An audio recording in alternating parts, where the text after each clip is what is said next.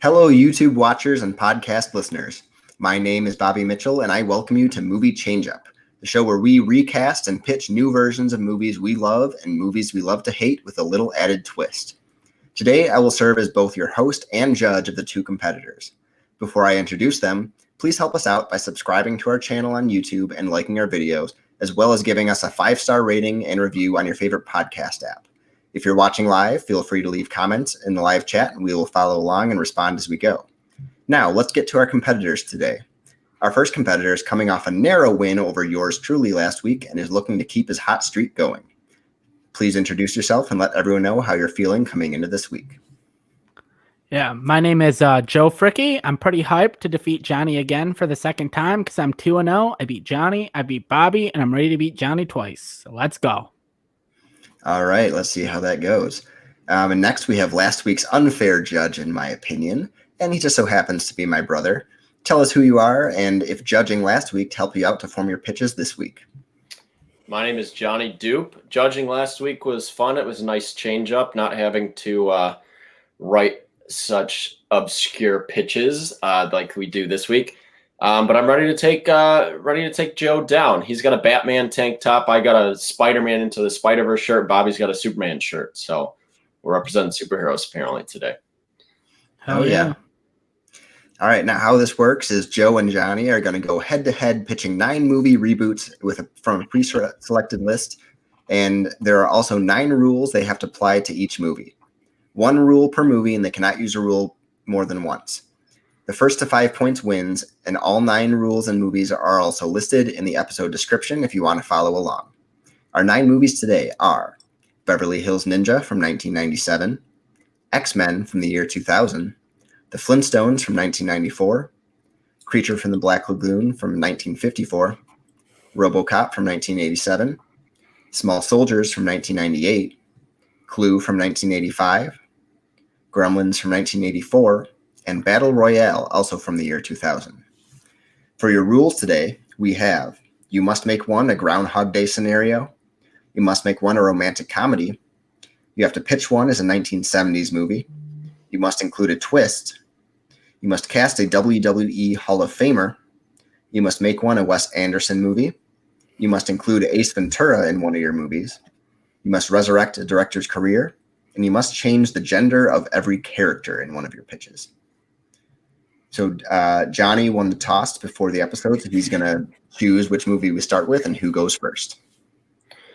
All right, I'm starting with the one Bobby said first. We're going with one of my favorites from my childhood that probably doesn't hold up, but we're going to go with Beverly Hills Ninja. And I want to hear Joe's pitch first.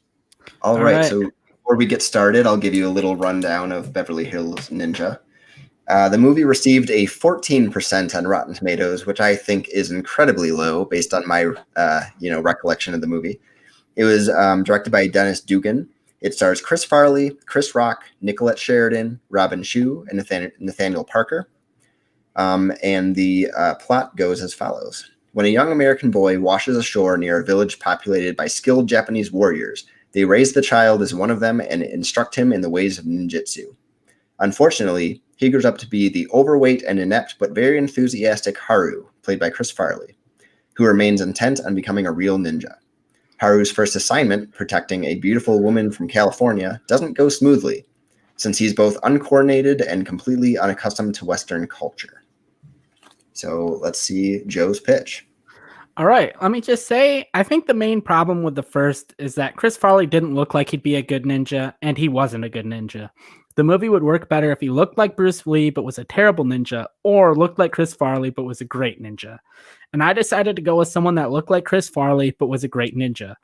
Obviously, you can't recast Farley in that role. I didn't even want to cast the next best thing. I cast the person that Farley was the next best thing to, John Belushi, because the rule I'm using as I am casting this as if it were a 1970s movie. My Haru is John Belushi. My Allison Page, the love interest, is Goldie Hawn. His adopted father and mentor, Sensei, is played by, I needed someone who could train someone in martial arts, and who better than Pat Morita, Mr. Miyagi himself, as Sensei. And for his adopted brother, Gobe, I decided in his first American role Jackie Chan as Gobe. And then my villain is Martin Tanley is none other than Kurt Russell. So, for my movie, Baby Haru is discovered by a school of ninjas. He is brought up and and my director is John Landis, by the way. And I set this movie in 1979, to be more specific, 1 year after National Lampoon's Animal House. Baby Haru is discovered by a school of ninjas. He is brought up and raised by the school's sensei because the prophecy told of a white child who would lead them all. Haru grew up to be the best ninja in the temple, even better than his best friend and brother Gobe. Allison Page comes to the temple seeking help. She wants protection from her boyfriend, Martin Tanley, who is involved in illegal counterfeiting. Since she is the first white person he has ever seen, he is intrigued and wants to help, even though his adoptive father says no. Haru goes anyways and follows her to Beverly Hills, and his father sends Gobe just in case. The comedy overall is about a fish out of water. It's a similar comedy style to something like that of Thor or Wonder Woman, where it's a capable fighter who is just in a very unfamiliar world. Over time, Haru and Allison fall in love. Haru uses his skills to defeat Tanley, and he tells his father he wants to stay in Beverly Hills for a while to be with his girlfriend. And that is my pitch for Beverly Hills Ninja. All right. Well, that is interesting. Now let's see what Johnny has to offer. Well, for the first time between Joe and I doing our rules, we've matched up the same one. Because mine comes out 1 year before Joe's, so his is just going to be a ripoff because mine comes out in 1978, and it's going to be directed by Mel Brooks in the prime of his career in the 70s. My Haru is going to be Gene Wilder. My Gobe, I also cast Jackie Chan. So Joe and I are bringing Jackie Chan to America to have his first big role as Beverly Hills Ninja. My sensei is also Pat Morita. Joey, the obscure, like the friend that Haru makes in California that kind of teaches him the culture, is going to be Richard Pryor. That was originally Chris Rock in the actual Beverly Hills Ninja movie. And my Sally, the girl that comes to get his help, is Madeline Kahn. She was in Blazing Saddles and Young Frankenstein, as well as, funny enough, Clue. And then my villain is going to be Cleavon Little, who was the star of Blazing Saddles. So my plot's pretty much the same as the movie and similar to Joe's. It's just kind of a different tone and different depiction of it, because we're going to make it a spoof movie of like all the big 70s martial arts films. That's when the big martial arts films, because of Bruce Lee, really took off. Like Enter the Dragon came out in the early 70s, and a lot of big martial arts movies and all that was coming out. So I want to do a parody of those films, because that's what Mel Brooks was doing, was making parodies of, basically just genres of film. And we never got a martial arts one from him. So basically a clan of ninjas find a white baby and have an ancient scroll telling them of the great white savior. While the ninjas are away, Haru dresses up as a ninja while he's cleaning the dojo. He's approached by Sally, telling him she needs help from a ninja to rescue her kidnapped brother in California.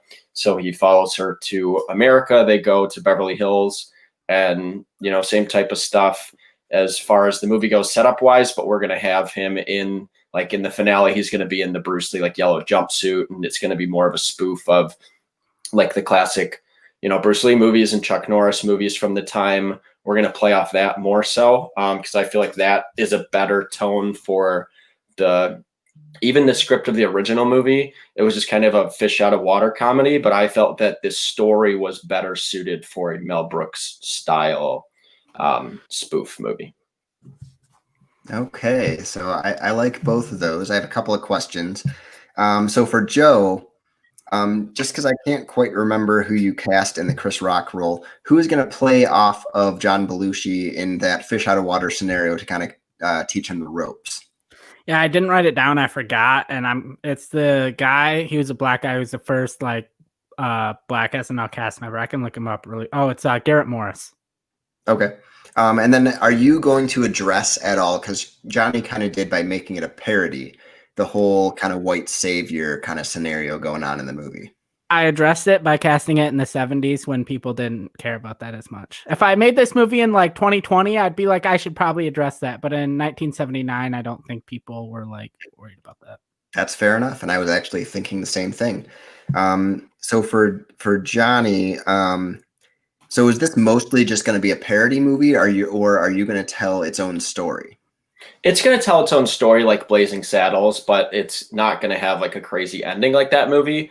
It's going to have a full plot that plays out of, you know, him rescuing the kidnapped daughter, becoming a ninja or whatever. He's never going to actually like be a competent ninja. He thinks he is, you know, he'll get into a fight and he'll think he's knocking people out, but it's really Jackie Chan because he follows him to America to kind of watch over his like brother who always wanted to be a ninja, but was very bad at it. So it's it plays out like a full plot, but you're going to have more scenes that are spoof scenes. It's going to be like a Young Frankenstein, Blazing Saddles type, and not like Spaceballs where it's just like a setup for jokes, because that's where Mel Brooks was in his career at this point. This was right after like Silent Movie and High Anxiety, and before he got into like Robin Hood Men of Tights and those other like kind of weirder ones that he did. Okay. I don't have any more questions, but I'd like to see you two guys fight it out. So if you have anything to rebut, go ahead. Yeah, I think my main thing with Johnny's is just like with being a spoof of samurai movies. I feel like it's going to be a lot of the same joke over and over. I mean, not really, because it'd be the same type of things. You'd think that about, you know, Westerns with, you know, all the classic Westerns, how really different are they? But Blazing Saddles, I think to this day still is a great movie with plenty of different gags, you know, and it's funny because it kind of popularized even like fart jokes and things like that. Yeah. But, you know, Mel Brooks can find ways to put different types of jokes and small things into movies. So, and he has a lot of stuff to work with. He'll have like it won't be like a straight parody of a scene from Enter the Dragon, but it'll have more nods to it where they'll be, you know, dressed like that in the yellow jumpsuit and the famous stuff like that. But it won't be just a straight up like, you know, like every scene is just a funny fight scene. You know, Yeah. I think too, like Gene Wilder and Richard Pryor are great in everything that they were in together. I think they were in just a couple movies, but, you know, Hear No Evil, See No Evil or whatever they were in is really funny and they're great together. So I like their pairing more so than yours. I know as two SNL characters, but I don't know. We kind of got the best like couple people to be, you know, with Belushi and Dan Aykroyd in Blues Brothers. I feel like you really got that chemistry of the two people going, and yours is either going to feel very similar to that or they're just not going to click as well. I feel. But if they do click, it's magic. It's another John Belushi movie. You know, we have a lot of pairings of Gene Wilder and Richard Pryor. How many, you know, straight up John Belushi movies do we have? And I'm giving you another one. Yeah, but yours just feels like I love Beverly Hills Ninja, the original, because I grew up with it. But you basically just took the exact same movie that came out and changed the cast to pretty much the same people. You did, I'll hand it to you, give it to a more capable director than like those other movies are, you know, than the real Beverly Hills Ninja did. But it's just going to feel like the same movie. And obviously it's 70s, so the other one doesn't exist yet. But Belushi doing Haru is going to feel exactly the same as Chris Farley doing it. And I wanted to kind of change it up. Can I say I did change it up because I did make Haru a good ninja, because I feel like that's more comedic than him just being a fat and a shitty ninja. Okay, but also makes it more white savior. Hold on. I kind of have my judgment on this. I was waiting to see if any of your arguments kind of swayed what I was thinking, but I think I know what I'm doing. So as far as the cast, I think I actually like Joe's cast better. I like John Belushi, and I love especially Kurt Russell. But that was actually really close. That's kind of a toss-up.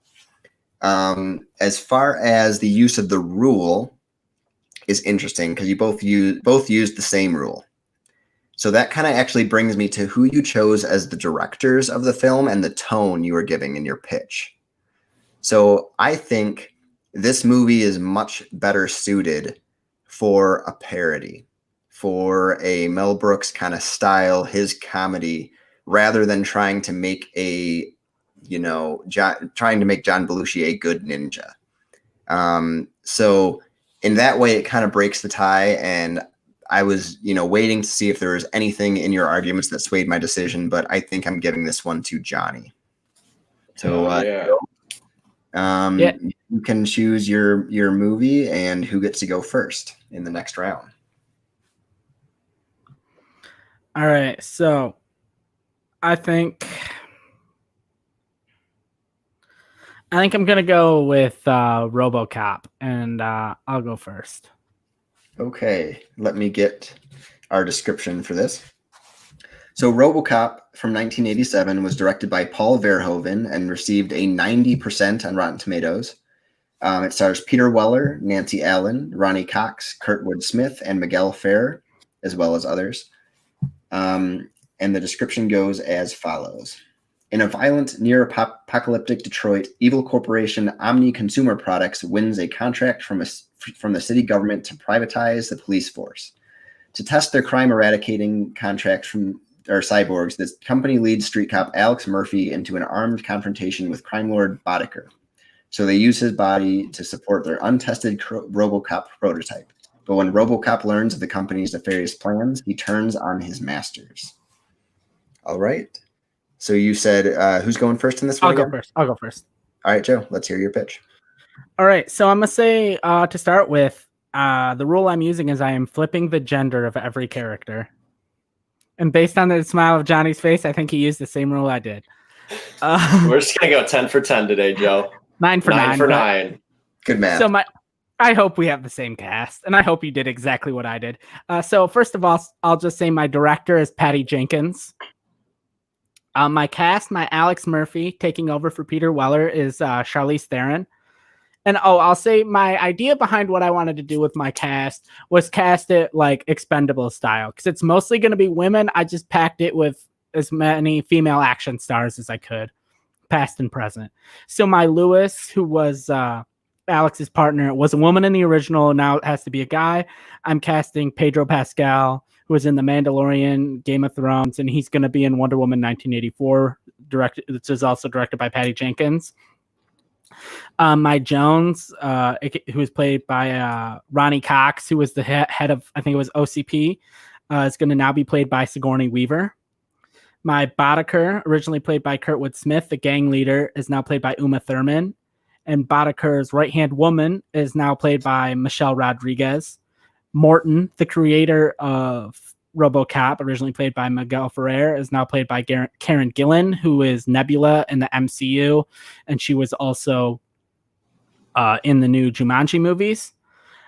And my OCP board member, because one of the main plot points is RoboCop finds out that he can't arrest OCP executives, and when he finds out OCP executives are doing wrong and they're actually working with the gangs, he tries to arrest them, and he finds out he has a fourth directive that he can't arrest OCP executives. So at the end, he takes an OCP board member hostage, and that OCP board member realizes what RoboCop is doing. That OCP board member fires Jones's character, which I now have as Sigourney Weaver, and that OCP board member in my movie is now played by Pam Grier, who is in a lot of black exploitation movies. And then there's a thing in the movie called the Cobra Assault Cannon that Boddicker runs around with, and he shoots cars and he can blow stuff up with it. And eventually RoboCop steals it and uses it against Boddicker, but we don't ever see Boddicker buy it. Well, in my movie, we see Boddicker buy the Cobra Assault Cannon, and he's buying it from an arms dealer played by Linda Hamilton. Now, my plot is very similar to the first one. It deals slightly more with femininity and motherhood, but I liked how Patty Jenkins made Wonder Woman like feminine and badass, but she didn't do what James Cameron does a lot of times, which is basically write all of his women as men and then just essentially cast women. It's like they're feminine, but they're also badass. So that's why I went with Patty Jenkins. And then another main difference, kind of the setup for the movie, is the city of Detroit wants to move more towards robot police because because robots don't have the same prejudices as human cops. They can be impartial based on race, gender, and other factors. And so, yeah, that's my pitch for RoboCop. All right. I'm not going to lie. I really liked that. So, Johnny, Let me know All what you right. got. Joe and I went with the same rule, but we did go with a different direction as far as cast and type of movie, I think, too. I mean, it's RoboCop, so it's still going to be more of a fun action movie. But mine is going to be more in the style of like a Looper, because I chose Rian Johnson as my director for RoboCop. And I switched all of the genders, so we're calling it Lady RoboCop. And my Murphy slash RoboCop is going to be played by Emily Blunt. Her partner, Lewis, is going to be Lakeith Stanfield, who worked with Rian Johnson just recently in Knives Out. The old woman, we're calling her, because the old man is basically Dan O'Hearn or whatever. He's like the CEO of the company. That's going to be played by Laura Dern, who is great in everything she does. Donna Jones is now my Dick Jones, who was originally Ronnie Cox. That's going to be Rebecca Ferguson. That's like the big bad, person who kind of takes over the company. My Boddicker is now going to be Claire Boddicker. That was originally Kurtwood Smith, but we're going to cast Jamie Lee Curtis, who also just worked with Rian Johnson in Knives Out. And I liked her character in that, so I want to kind of see her play off that, but be a villain. I would really like to see her work as that. And then my Bob Morton, originally played by Miguel Ferrer, is now Barbara Morton, and that's going to be Ana de Armas. Also Knives Out, but great in everything she did. I wanted to use a lot of the same cast because I feel like Rian Johnson is someone who likes to bring in the same people that he's used before, and they're all people that fit with the characters, I feel. So my plot is less Expendables. It is very similar to the original movie with a few minor tweaks. So Barbara Morton is the head of the RoboCop program at OCP, a futuristic tech and AI company. She sells a team of executives. She sells a team of executives on OCP financing the police department because it takes place in the dystopian future of Detroit, and everything's kind of overrun by gangs. This angers Donna Jones, whose pitch was laughed at in the meeting earlier. And she's jealous of Barbara.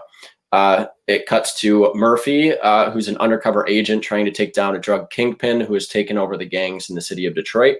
She is discovered and brutally injured by Claire Boddicker, Jamie Lee Curtis, and her gang. Murphy's partner, Lewis, Keith Stanfield, hears this over the wire and runs in, but not in time because he finds Murphy dying in the abandoned warehouse. Murphy is in a coma. When the idea of RoboCop is introduced to the police, they revive her as RoboCop.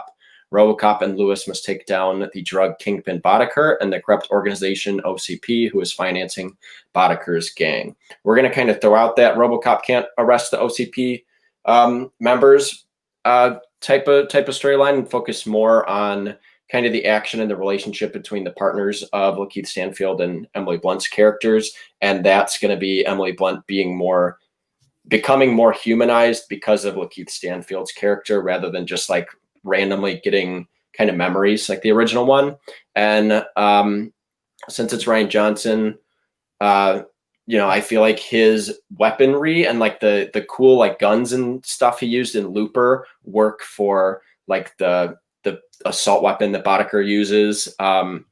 And at the end, I cast Rebecca Ferguson as Donna Jones because instead of at the end when they go to the OCP corporation, instead of having a big fight with like a stop motion robot like in original RoboCop, Donna Jones is going to go into basically like a RoboCop style suit, and they're going to fight each other that way. And she's going to have like big cannons and stuff. But I feel like Rebecca Ferguson and Emily Blunt can actually do fight scenes, so I want them to just be Robo-type style, but have more to do and actually fight each other.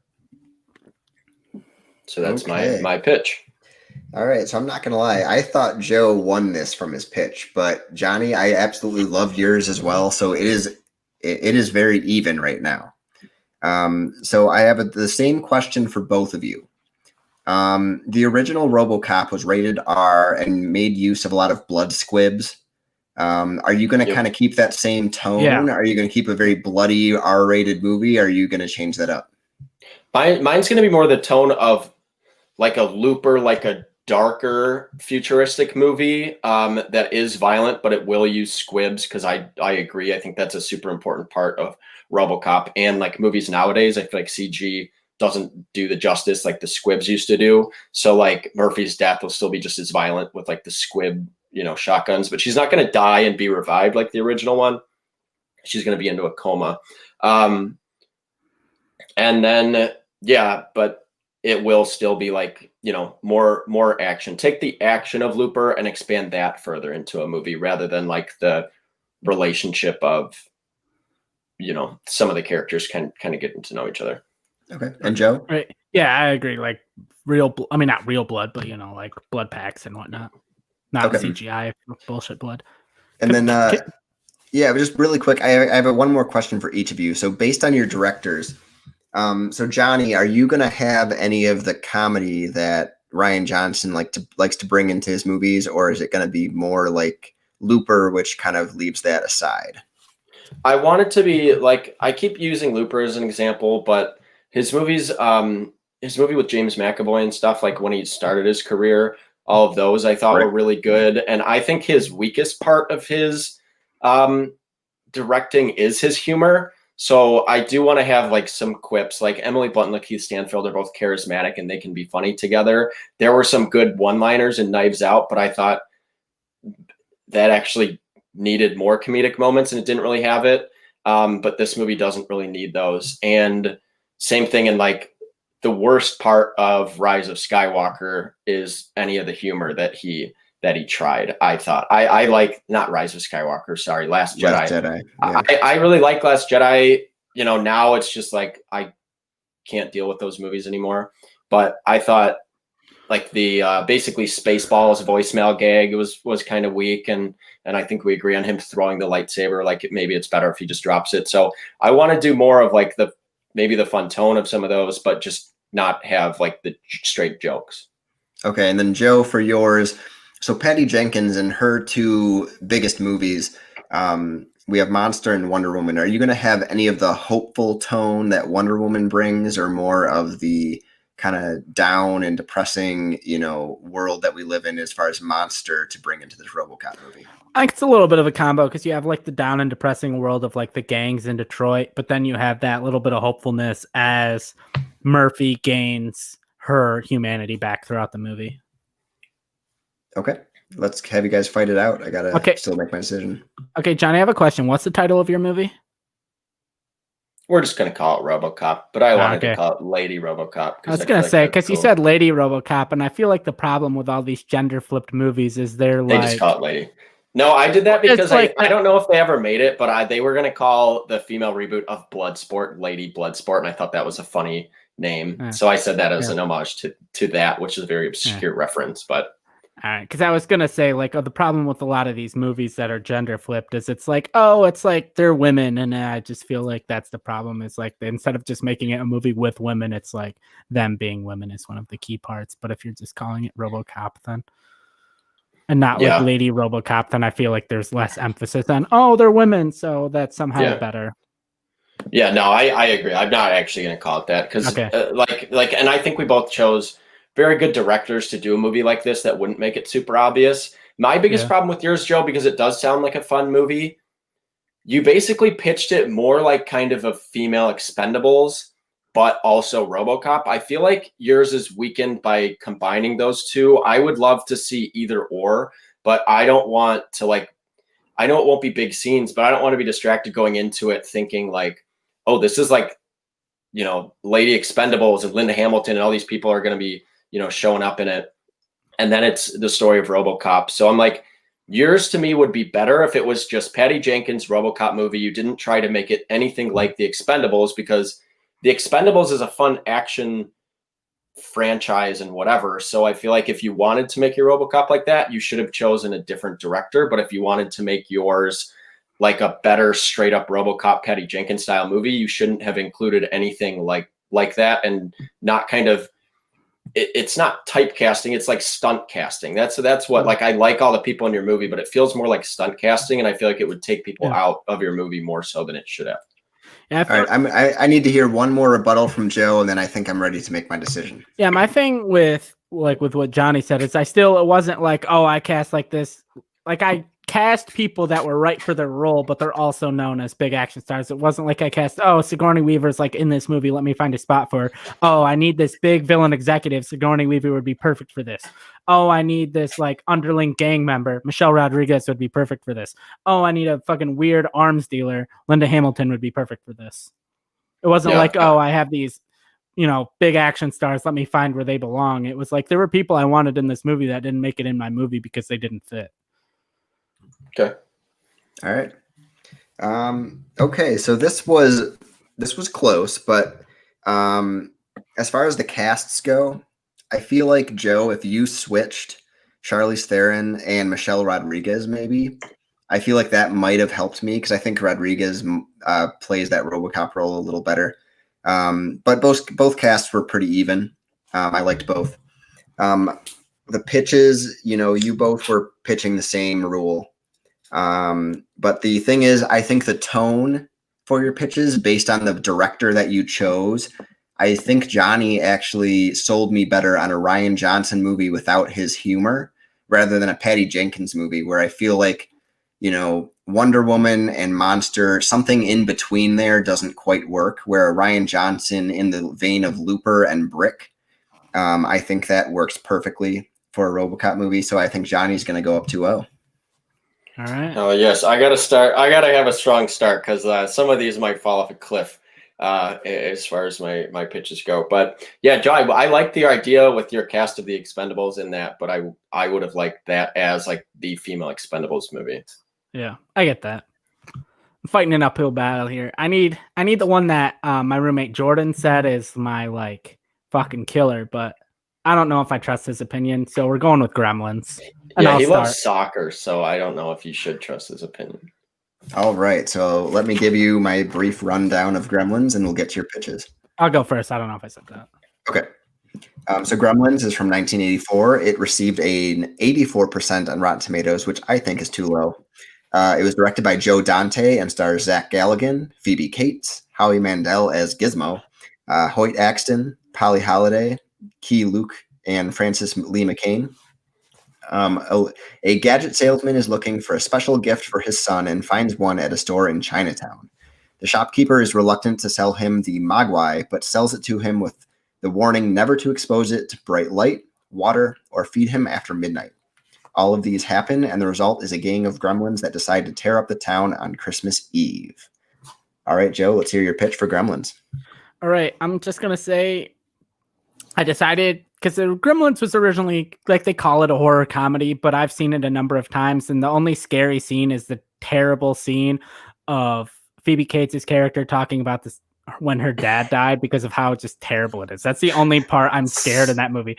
So I'm making my version of Gremlins a straight up comedy, and that scene's fucking gone. It's just not in my movie because if you haven't seen it, it's probably on YouTube somewhere. It's terrible. So my Billy Peltzer, the main kid, is going to be played by Skylar Gisondo. I don't really know him for much other than he played the Jared, the rich kid in Booksmart. He was in the Vacation reboot with Ed Helms or whatever, too. Okay. And then my Kate Berenger, who was originally played by Phoebe Cates, is now played by Zendaya. Randall Peltzer, Billy's dad, is now played by Nick Offerman. And then the Chinese seller who sells Randall the Mogwai is going to be played by Ken Jeong. And here's my pitch. After moving his family to Florida for work, failed inventor Randall Peltzer decides to buy a Mogwai named Gizmo for his son Billy for Christmas from a crazy Chinese man in Chinatown. The man warns him of the rules of raising Mogwai. Never get them wet, never feed them after midnight, and don't expose them to bright light or they may turn into a gremlin. Randall relays the rules to his son Billy, but Billy doesn't listen. Gizmo replicates and there are a bunch of gremlins terrorizing the city. Billy teams up with his neighbor and classmate Kate Berenger to find them all, but they are in over their head. They go back to the Chinese seller, and he tells them they need to find Gizmo, the original, and if he is moved, the others will follow him, similar to a queen bee in a hive. They ask for his help, and he says he can't help them because he helped them find Gizmo because he isn't trained and he doesn't know. But he knows someone who can. He warns them this man hasn't worked in a while, and his methods are unorthodox. The seller hands Billy a business card that reads Ace Ventura, Pet Detective, which is the rule I'm using for my movie. From there, it's a wacky adventure with a down-and-out 2020 Ace Ventura tracking down the Gremlins with Billy and Kate. And I forgot to say, well, I didn't forget to say, I did this on purpose. My director is Tom Shadyac, who directed The Nutty Professor, Liar Liar, Bruce Almighty, and also co-wrote and directed the original Ace Ventura. Right. Joe, I'm not gonna lie, I debated on using that rule for this movie, strangely enough, but I did not. So we have our first difference of the round. Well, let's hear your version of Gremlins. All right, so my Billy is going to be played by Thomas Mann. He's the lead in Me and Earl and the Dying Girl. My Kate is going to be Chloe Grace Moretz, who is great in Let Me In and Neighbors 2 and everything she's done, Hit Girl. Mr. Randall Peltzer, Billy's dad, is going to be played by Jason Bateman. Mr. Wing is going to be played by Donnie Yen. And my director is going to be someone who has experience with my rule, because his name is Christopher Landon, and he directed Happy Death Day and Happy Death Day 2. So Happy Death Day to you. To you. So those movies have the Groundhog's Day scenario. So that is the rule that I'm using for my Gremlins movie, because like Joe said, the original one doesn't really have a lot of horror. And I actually do think Gremlins 2 is better because it is so fun. But I want to reboot it as an actual horror comedy. And the way to do that is to actually have the Gremlins feel menacing, because they don't really kill anyone in the first movie. So in this movie, they're going to kill Billy over and over again. He's going to keep waking up on the same day. So it's going to be Christmas Eve. It's going to be the day after he receives Gizmo from his dad. So Randall Peltzer, Jason Bateman, he buys a strange pet, and it has 3 important rules. He doesn't really take it seriously. I feel like Jason Bateman is good for that role of like not really paying much attention and kind of waving it off, but wanting a good pet for his son. So he buys it from Mr. Wing in Chinatown for his son Billy. Billy names the pet Gizmo, but the rules are broken. He multiplies. They turn into evil mutants overnight while Billy is sleeping. And Billy wakes up to find evil mutant gremlins destroying the town the next morning. He goes to check on his neighbor Kate, but he is killed by a gremlin dropping a giant piano on his head. Billy wakes up in shock on the same Christmas Eve morning. He must find love with Kate and stop the gremlins before midnight that day, or his day keeps resetting. Basically, throughout the movie, the gremlins kill him over and over, and the gremlins are killed in a lot of fun ways. Like the best kills in the original movie are all the gremlins dying, like the microwave and stuff. So I want gremlins like put into microwaves and killed by, like snow blowers in weird ways. And we're going to make it kind of bloody, but we're going to make it fun. It's still going to be humorous. Like it's going to be very similar tone to Happy Death Day, where it's a slasher movie, but it's still funny. And so we're going to go with more of that, lean a little more into horror, where Joe leaned fully into comedy. I'm still going to have some comedy in it, but it's going to be more of a horror movie and a Groundhog's Day scenario. Okay, well, before I get to my questions, I see Joe mention we have a live chat comment. So what do we got? Actually, we have 2. Joe got robbed. Hashtag Dupe Gate. I don't know which one that's referring to, but I think that was the previous one. Because the first one I deserved to lose. Okay, well, that last one was the closest one, but I still liked Johnny's pitch better. Every person with a Shih Tzu, including me, named their dog after Gizmo. Yep, that's true. We did. Here that did that, both in the same family. Yep. But yeah, I agree with that, and I don't agree with the Dupegate comment. But that's just me as a judge. So I have a question. I'll start with Johnny, since I've given it to Joe the last couple times here. But so you said that your movie is going to have horror as well as comedy in your pitch, but I feel like, so I don't know if you've seen Happy Death Day, but the best parts of that movie are not the horror. Tell me what kind of the tone of the horror is going to be included in your movie and how much it's going to skew towards comedy. I feel like mine, like I've seen Happy Death Day and like, I don't know, it's tough for me to ever judge horror because I feel like there's no, like, nothing ever scares me in movies. So like if a movie has jump scares, like Happy Death Day, I feel like that was the type of horror it used, was things jumping out at you. and like the slasher jumping out from behind the bushes to get her. And then the rest of the movie was more fun tone, and you kind of get to know the character. So mine's going to focus more on like the character development, but then the horror aspects are going to be them not knowing when gremlins are going to attack. And since they can die at any time, gremlins can get them in the middle of a conversation, in the middle of any scene, in the middle of any room. So like it just kind of keeps you on the edge waiting for a gremlin attack, because anything can happen. I kind of like the idea that Happy Death Day had of a horror movie where the person can die over and over again, because usually in horror movies, there's no actual stakes because you're not worried for the main character. You usually know who the final girl is. You never actually have to worry about them. In Happy Death Day, I feel like the thing that it could have done better was have more surprise kills, because you knew basically every time the person was going to die. And then they kind of have a montage of that happening, but it's more comedic.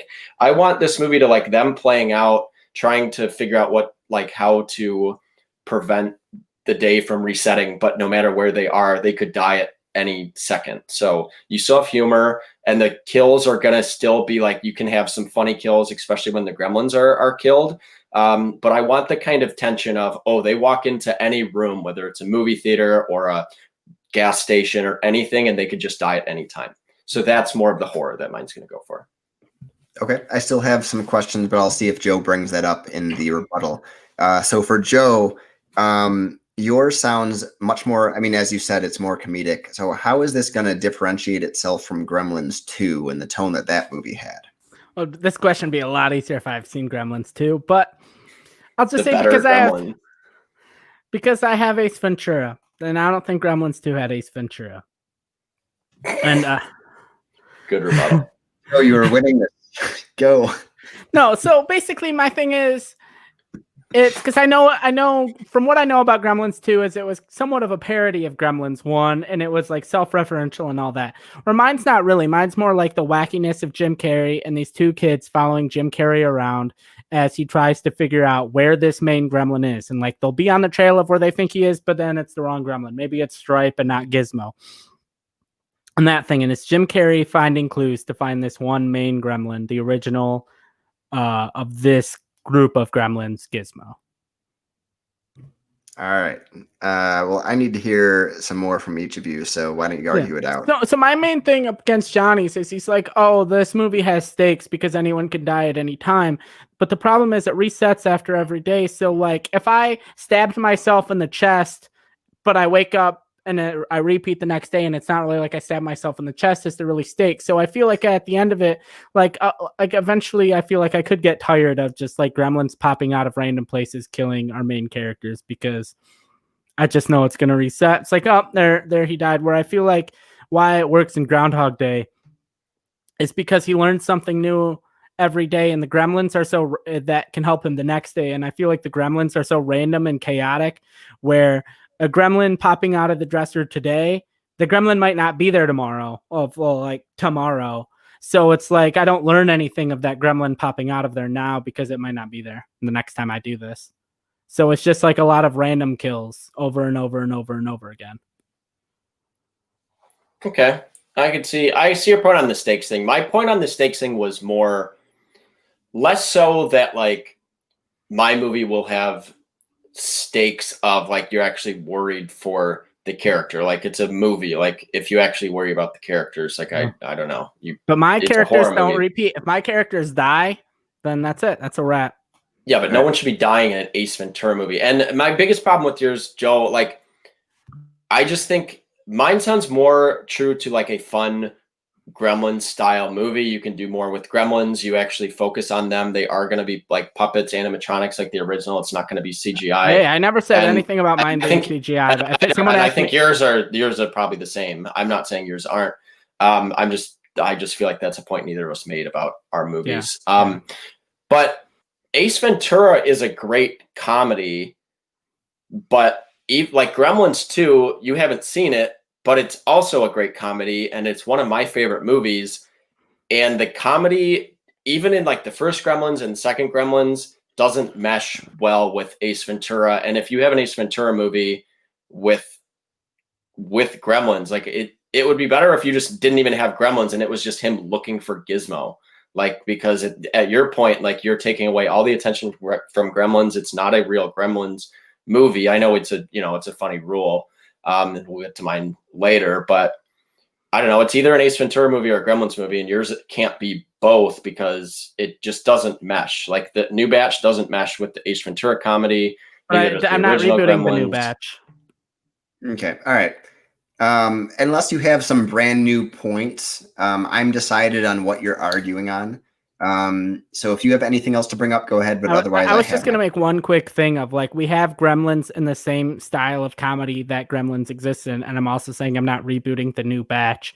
So I can warp the comedy in the original Gremlins to make it more like Ace Ventura, to match it more. So just so it can mesh.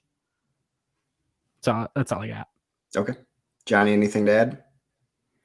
I mean, I feel like the only thing is, I feel like the main point of, like, Ace Ventura is he is all against people hunting animals and he's all about them. So unless Joe's movie is Ace Ventura teaming up with the Gremlins and thinking of them as pets, it doesn't really work for his character because they can't kill Gremlins with Ace Ventura around or he's going to turn on them. Okay. All right. So this is interesting. So as far as your cast, I found it pretty even. Nothing really differentiated itself for me. The use of your rule, I don't think either of them were fantastic. Johnny, I think yours, you argued against something in what your Groundhog Day scenario would do, which is the tension. I feel like that actually was a bad argument to make because I feel like that just relieves yourself from all tension from the movie. Because as soon as you die, you're going to be reset.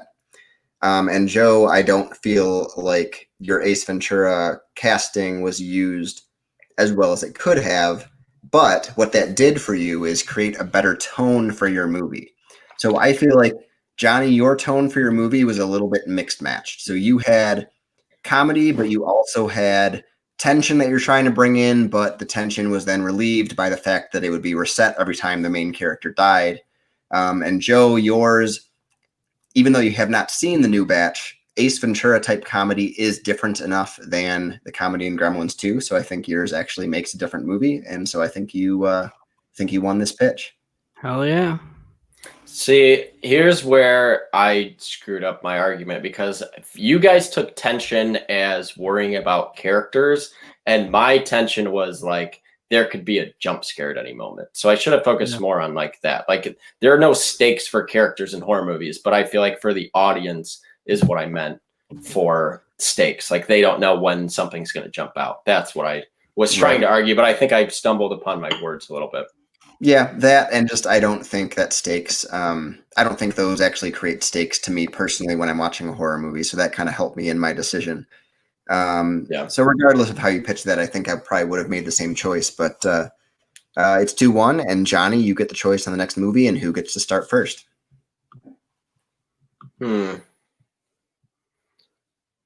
Let's see. Debating what to do here. I'm just gonna go with Clue, and I'll go first because Joe's gone first, I think, every time. Yeah. Right. So let me read my description before you get going, unless you have something to add. No, go for it. Okay. So Clue from 1985 was directed by Jonathan Lynn. It received a 62% on Rotten Tomatoes, which I think is horribly low. Yeah. And it stars Tim Curry, Eileen Brennan, Madeline Kahn, Christopher Lloyd, Michael McKean, Martin Mull, Leslie Ann Warren, Colleen Camp, and Lee Ving. And then based on a popular board game, this comedy begins at a dinner party hosted by Mr. Body, where he admits to blackmailing his visitors. These guests, who have been given aliases as Mr. Peacock, Miss Scarlet, Mr. Green, Professor Plum, Mrs. White, and Colonel Mustard, when Mr. Body turns up murdered, all are suspects, and together they try to figure out who is the killer. All right, Johnny, let's hear your pitch. All right, I'll start by first of all saying I rewatched Clue this morning because I wrote my pitch and I was all excited to watch Clue. Doesn't hold up. I don't know when the last time you guys watched it was, but the comedy in that movie doesn't hold up very well. Unfortunately, because I was like super pumped to watch Clue again. Yeah, I mean, I'm just saying. I mean, it just isn't as good as I remembered it. I was very disappointed. So what I'm going to do is I'm going to update it. I'm going to make it fit the tone of the whodunit style movie better. So I'm going to start by my casting. My Professor Plum is going to be played by Jason Schwartzman. My Mrs. Peacock is going to be played by Tilda Swinton. My Wadsworth, the butler, is going to be played by Ray Fiennes. My Colonel Mustard is going to be played by Bill Murray. My Mr. Green is going to be played by Owen Wilson. My Mrs. White is going to be played by Saoirse Ronan. Shorsha. Oh, yeah. Shorsha Ronan. My Miss Scarlet is going to be played by Angelica Houston. And my Yvette, nurse, or not nurse, the maid, is going to be played by Scarlett Johansson. And my Mr. Body, who invites them all to the party, is going to be played by Edward Norton. And those people have all done movies before with Wes Anderson, whose style fits Clue to a T. And this is my number one. I would be first in line to the theater if Wes Anderson said he was doing a Clue movie, because the style of like a Grand Budapest Hotel, but done in Clue, I'm all on board for. I feel like it's perfect for it. His humor works better. It's quirky characters. I wouldn't waste time defending your rule, because I feel like Joe's probably doing the same one. So I'm just setting that up. But other than that, I mean, Joe and I are basically going to be fighting on cast, because you can't really change the plot too much of Clue. I feel like it does work. But 6 guests, they're invited to a creepy mansion for dinner with Mr. Body. They're all assigned aliases. As the butler Wadsworth gets them ready for dinner, Mr. Body reveals he's blackmailing each of them for different reasons before the lights go out and they find him dead. Every character has motive. Who done it? That's pretty much all I wrote. Because it's Clue, it's a classic plot. That's really all the movie is. It's a whodunit in a house. The guy who invites them, who's blackmailing every person. In the original movie, they all work in Washington, D.C., and they're all involved in some sort of political, gain, and you don't know who killed him. And every ending was different. So everyone killed him, technically. So really quick, just because I think I missed it as I was writing guys down. Who is your butler, the Tim Curry character? Ray Fiennes. Okay. All right. So, Joe, I feel like I know where you're heading with this pitch. So let's hear your version. All right. So, fun fact, the rule I'm using for my Clue is it's a Groundhog Day scenario. No, that's a lie. It's I'm casting this. I'm making it the rule I'm using is I'm making it a Wes Anderson movie. I saw this and I'm like, this is a pretty obvious one. Yeah, we're both definitely using this rule. So my timid Mr. Green is Jason Schwartzman. My Colonel Mustard is Bill Murray. My Mrs. White, originally played by Madeline Kahn, is Gwyneth Paltrow. My Miss Scarlet, originally played by Leslie Ann Warren, is Scarlett Johansson. My Professor Plum, originally played by Christopher Lloyd, is Jeff Goldblum. My Mrs. Peacock is Frances McDormand. My Butler, originally played by Tim Curry, is Ray Fiennes. And my Mr. Body is Willem Dafoe. So, I mean, can we tie? How do we fight this one? I did something a little different. So basically, it's the same story as the first, but in Wes Anderson style with his quirky humor and eccentricities. The first movie is known for having various endings depending on which showing you went to. I wanted to keep that, but I'm changing it up. So most people buy their ticket online. So when you buy your ticket for this movie, you are then prompted to vote for what ending you want. Whatever ending gets the most votes wins, and that's the ending that is shown in your theater. And that is my pitch for Clue, directed by Wes Anderson. So Clue, but put up to a vote. Yeah, because if you don't have, like, that's what Clue is known for, is the multiple endings. So I was like, if I get rid of this, like, is it really even Clue anymore? No, yeah, mine will have the multiple endings too. But if you vote for it, I feel like that kind of spoils it, or it does not reveal it. No, because I vote for ending A. Everyone else in the theater could have voted for ending B. I don't know what they voted for. Okay, so that was my question. It's just going to be A, B, C, D, and you don't know what's what. Yeah, I mean, like you might know, like, okay, ending A is the Butler did it, but everyone else in the theater could have voted for ending C, and I won't know until the ending starts. The ending. So I just wanted to add something different with multiple endings. So this is interesting because I completely understand both your movies. This was the one rule that I feel like matched up perfectly as I was looking through it. Argue your points because they're the same movie pretty much at this point, except for the cast, which I feel like I have my decision on. I mean, it's basically like hit or miss. I mean, you could have switched a few of them around. Maybe, the Butler's fucking Jeff Goldblum. I mean, we both cast Ray Fiennes. We both cast Colonel Plum as the same guy. Like Colonel Mustard. Yeah, we both. I feel like we both nailed our casting except for one.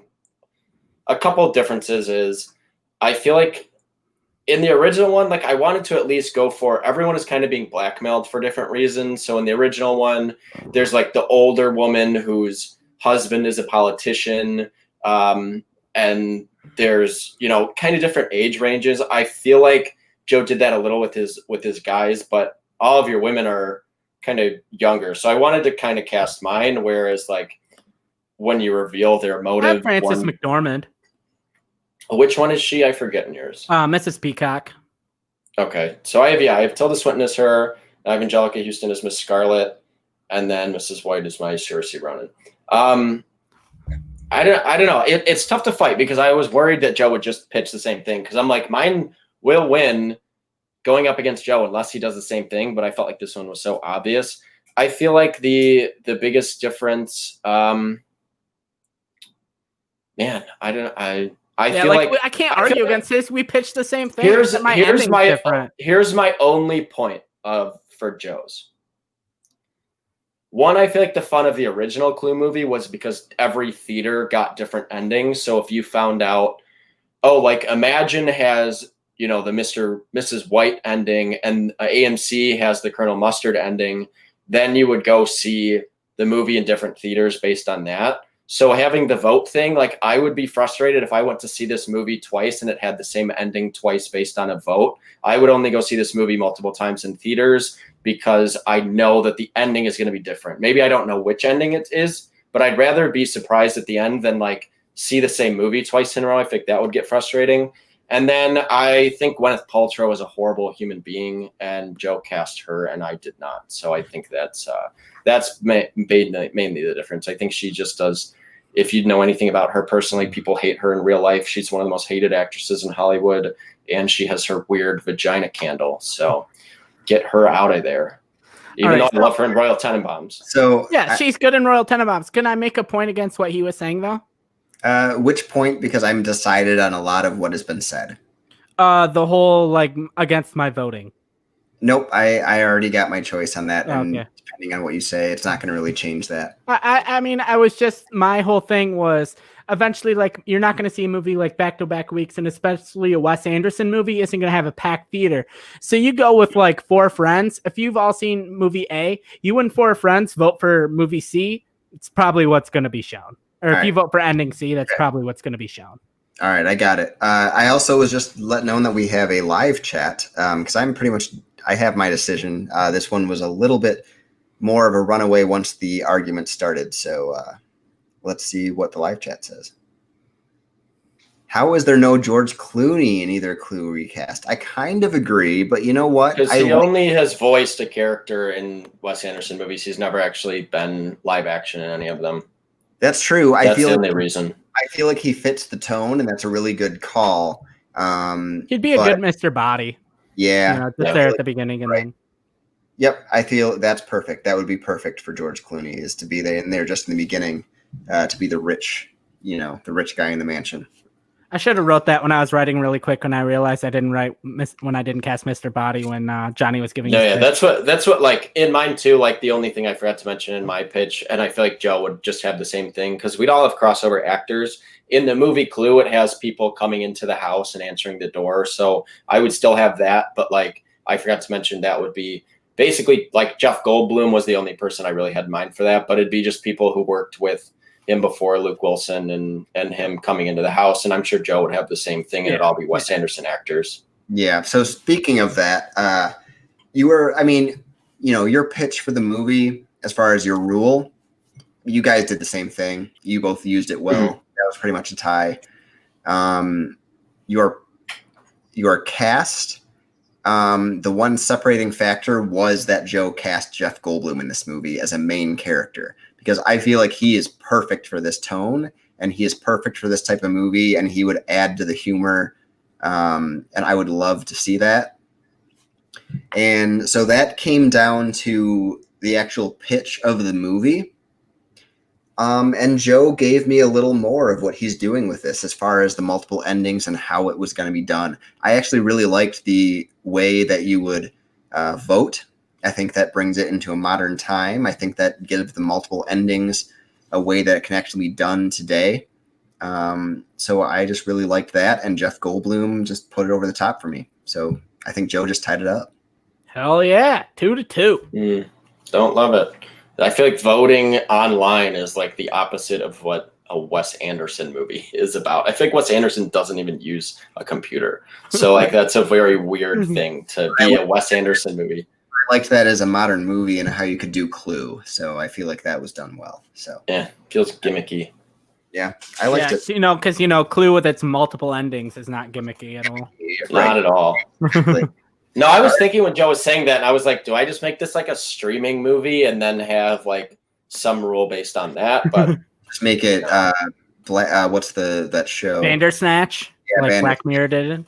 Yeah, like a choose your own adventure Clue movie would be cool. Yeah. I would have liked that. That probably would have beat the voting in theaters. Yeah. Yeah, but I didn't know Joe would have the same rule as me, so maybe I would have put it. Well, what else was I gonna do with Clue besides make it a Wes Anderson movie?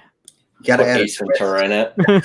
See the other thing I was actually debating, because I think the best scene in Ace Ventura is when he like takes the old lady in the dress to like dance with. Is just make Ace Ventura come into the house and do that to all the characters. Because him interacting with a bunch of rich, snotty like politicians is what Ace Ventura humor should be, not Gremlins. All right, Johnny, since you lost, what movie are we doing next? Yeah, what are we doing?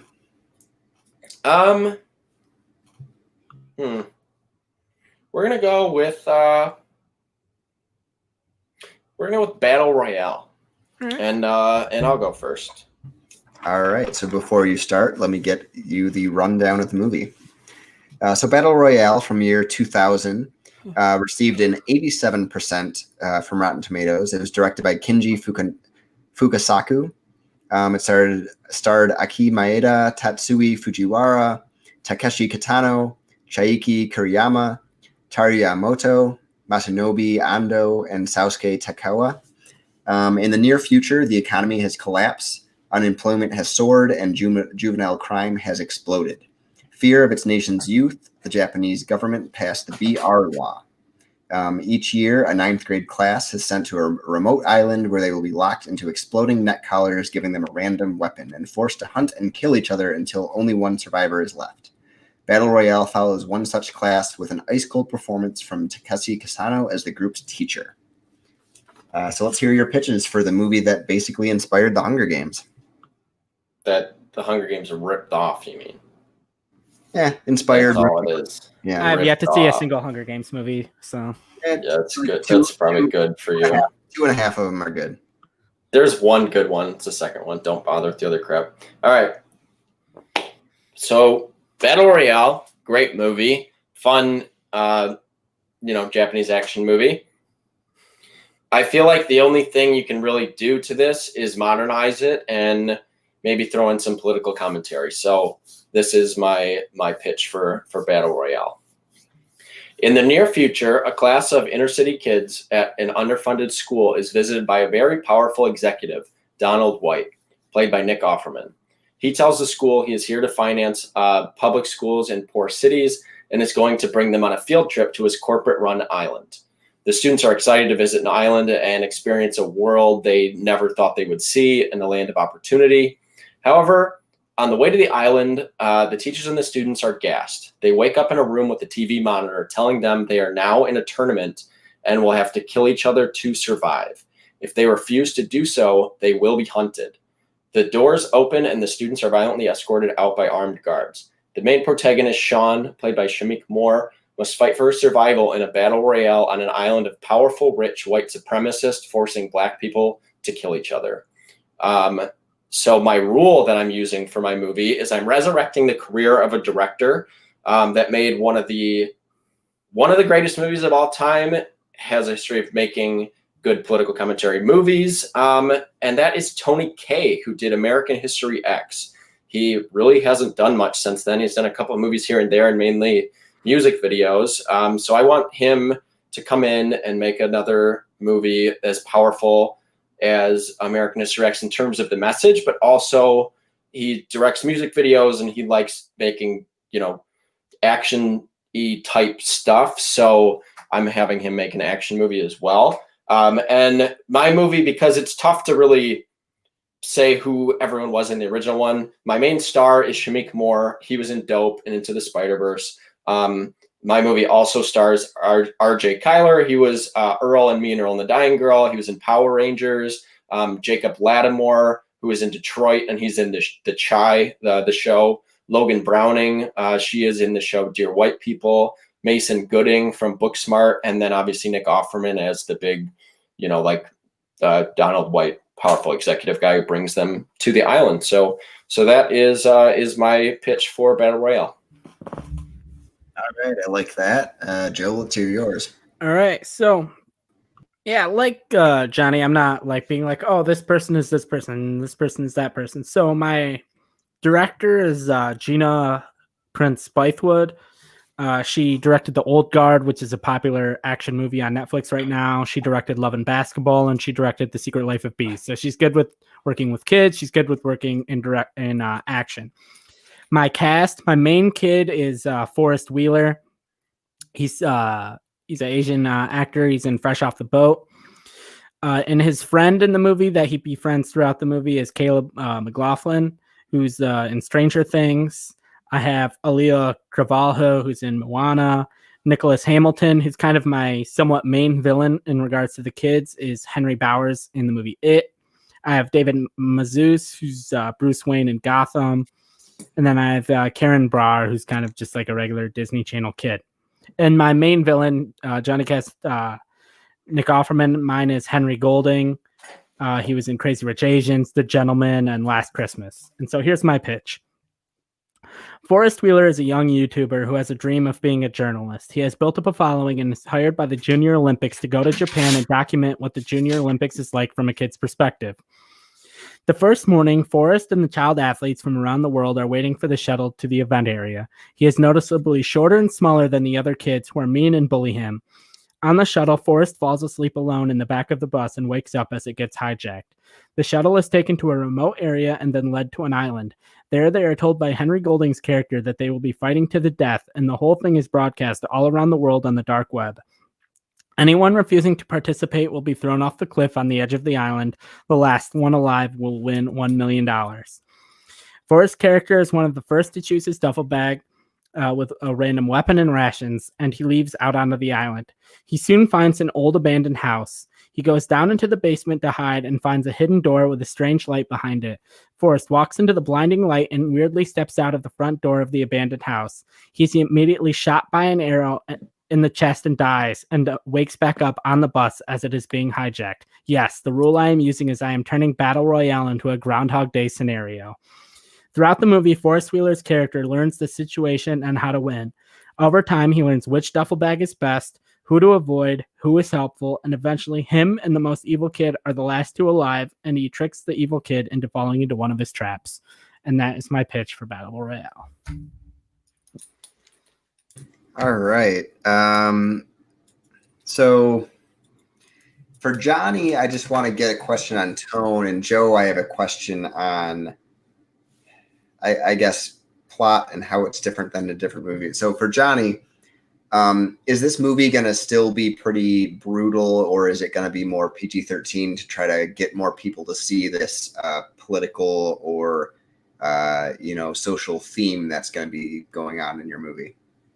Very R-rated. I mean, it's Battle Royale. It's people killing each other, and it's a commentary.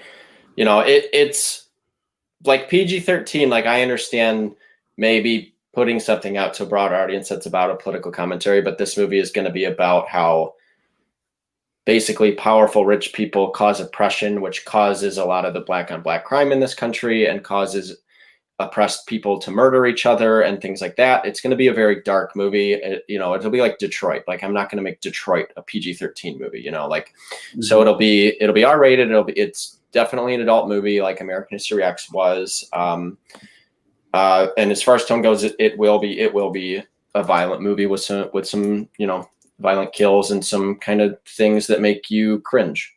Okay. And Joe, your movie really reminded me of the Tom Cruise movie Edge of Tomorrow or Live, Die, Repeat. How is it going to differentiate itself, and if it does, how is it going to separate itself from a movie with such a charismatic lead with the same premise? So basically, I think, because I haven't seen Live, Die, Repeat, but I've looked into it because I thought that same thing. And the difference between my movie is my kid doesn't learn to fight better. He doesn't become a great fighter at the end. It's almost more, think of it like a Home Alone, where he watches the killers come into his trap and his trap doesn't work, and he ultimately dies. And then he has to think, okay, I have to make this trap better. Or he learns throughout the movie who's helpful and who's his enemy. And he basically learns the map more than becoming a better fighter throughout the movie, if that makes sense. Yeah. Yeah. So I get your movies. I think I'm leaning one way over the other right now, but I want to hear your arguments really briefly, and then I'll give my judgment. My main thing with Joe's is I understand making this Groundhog Day scenario. It is, you haven't seen Live, Die, Repeat, but it is basically that of him waking up. But at what point is he waking up in the day? When he's on the bus, to the killing field, or before they? It's on the bus, as it gets hijacked. Okay, so I thought about that. There's nothing he can do at that point. It's basically the point of no return. Here's my thing with your movie. No one's gonna be rooting for this stupid kid who just is bad at Battle Royale. My thing with your movie is, it would be better if the point of it being a Groundhog Day is for him to save everyone's life and convince in the end of it, hey, we aren't supposed to kill each other. Let's all work together and we can find our way out of here. But you turned your movie into, he has to be the final one who wins the tournament. So there's no message. Yeah. There's no good quality of your characters. He just keeps waking up every day and learns how to kill the next people. That's my thing with the opening is, my thing with the opening is these kids are because these are these top peak athletes, at least for the Junior Olympics, and he's just this small YouTuber kid. The opening scene is them all mostly just bullying and harassing and fucking making his life miserable through the opening. Where it's not all just these kids being happy and fucking nice and, oh, we're going to the Junior Olympics. I specifically made all of these kids fucking shitty people. So you basically made your movie about a school shooter who keeps waking up and having to kill every person. That because is other people are forcing him to. But you're not rooting for your person. Your person, I know Bobby probably is ruling, but just in terms of the commentary that your movie should make, it would be a better ending if he realizes the only way to stop the Groundhog Day scenario is, I need to convince everyone we have to work together and not kill each other. All right. So I think I do have my ruling, but I want to hear just one final argument, no rebuttal, from each of you. So let's start with Johnny, then go to Joe, and just pitch one more thing of why your movie is better than the other. Again, Joe's movie, it just kind of feels pointless, and it feels a little dangerous for, I feel nowadays time. And I don't love just the message of the movie of just oh, people bullied you, so you keep waking up and hoping that you kill the rest of the people. I would have liked it better if it was, he learns to work together, and it shows even if people start off horrible in the beginning, maybe it's more hopeful by the end of it. Now mine, I feel is a better movie because I feel the only true way to update Battle Royale is to maybe give it more of a social commentary. And a big important issue in this country is, everyone brings up black on black crime to defend all these terrible things happening in this country, but a lot of that is caused by oppression. And my movie is going to really dive deep into that and show this happens because rich, powerful people basically force them into it. And in the end of my movie, people are going to still die. You're going to have people get killed, but in the end, they're going to, work together, and they're going to kill, Nick Offerman and the white supremacists. That's how my movie ends. All right. So I'll say against his movie, like I get his political message and all that, but I feel like you're taking a movie that has like a big political message and that's the driving point of his movie. And I feel like you're shrinking your audience. And then you're going to make it a hard R movie and you're just shrinking your audience even more. Where my movie, I will say against my movie, he's not like a school shooter type because he's not the one going around killing people. He's more going around learning how to survive in this violent scenario more than going out and being the aggressor. It's not until he gets to the final kid that is like sadistic that he's the one that ultimately kills him. And that's what I have to say. All right. So, yeah, so I feel like I do have my ruling on this. And although I do love the aspect, Joe, of yours with the YouTuber, I thought that was a really good way to bring in kind of a modern audience. I just feel like Johnny's movie without that Groundhog Day scenario brought a better message. I feel like that Groundhog Day scenario, for what you argued, did not help the plot of the movie.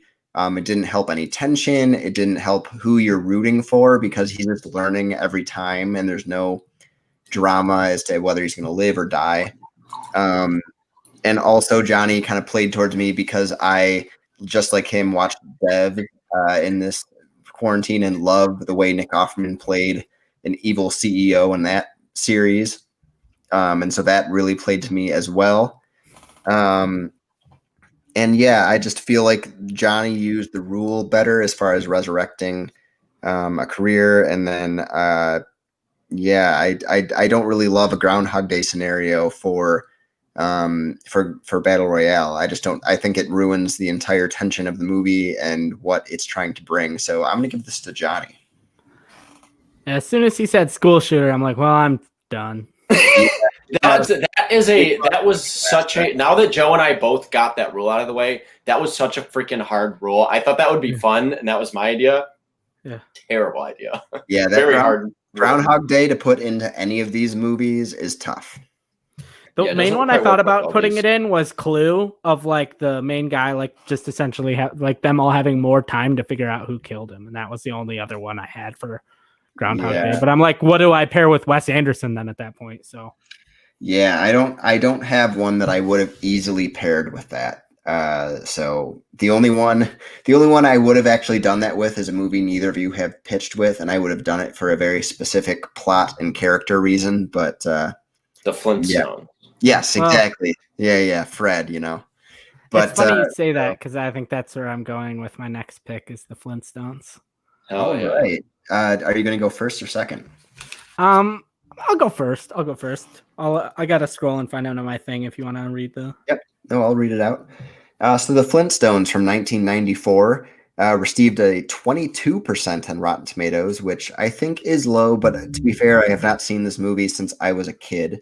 It was directed by Brian Levant and stars John Goodman, Rick Moranis, Elizabeth Perkins, Halle Berry, Rosie O'Donnell, Elizabeth Taylor, and Kyle MacLachlan. A big-hearted, dim-witted factory worker named Fred Flintstone lends money to his friend Barney Rubble, played by Rick Moranis, so he can adopt a baby. As thanks, Barney swaps his IQ test for Fred's during an executive search program. After getting promoted, however, Fred becomes embroiled in a dastardly scheming of his boss, Cliff Vandercave, played by Kyle MacLachlan, who enlists his secretary, Sharon Stone, Halle Berry, to seduce Fred, angering Fred's wife, Wilma, played by Elizabeth Perkins. So yeah, let's hear your pitches. All right, I'm just gonna say everything he just read is irrelevant because I threw it the fuck out because that movie's trash. But I love the cast. That was the hardest part, honestly. Fair. Mine. I thought John Goodman was such a good Fred that it was really tough to cast. I had one. I'll say I had Vince Vaughn in mind, but I switched it because he was too old for what I wanted to do.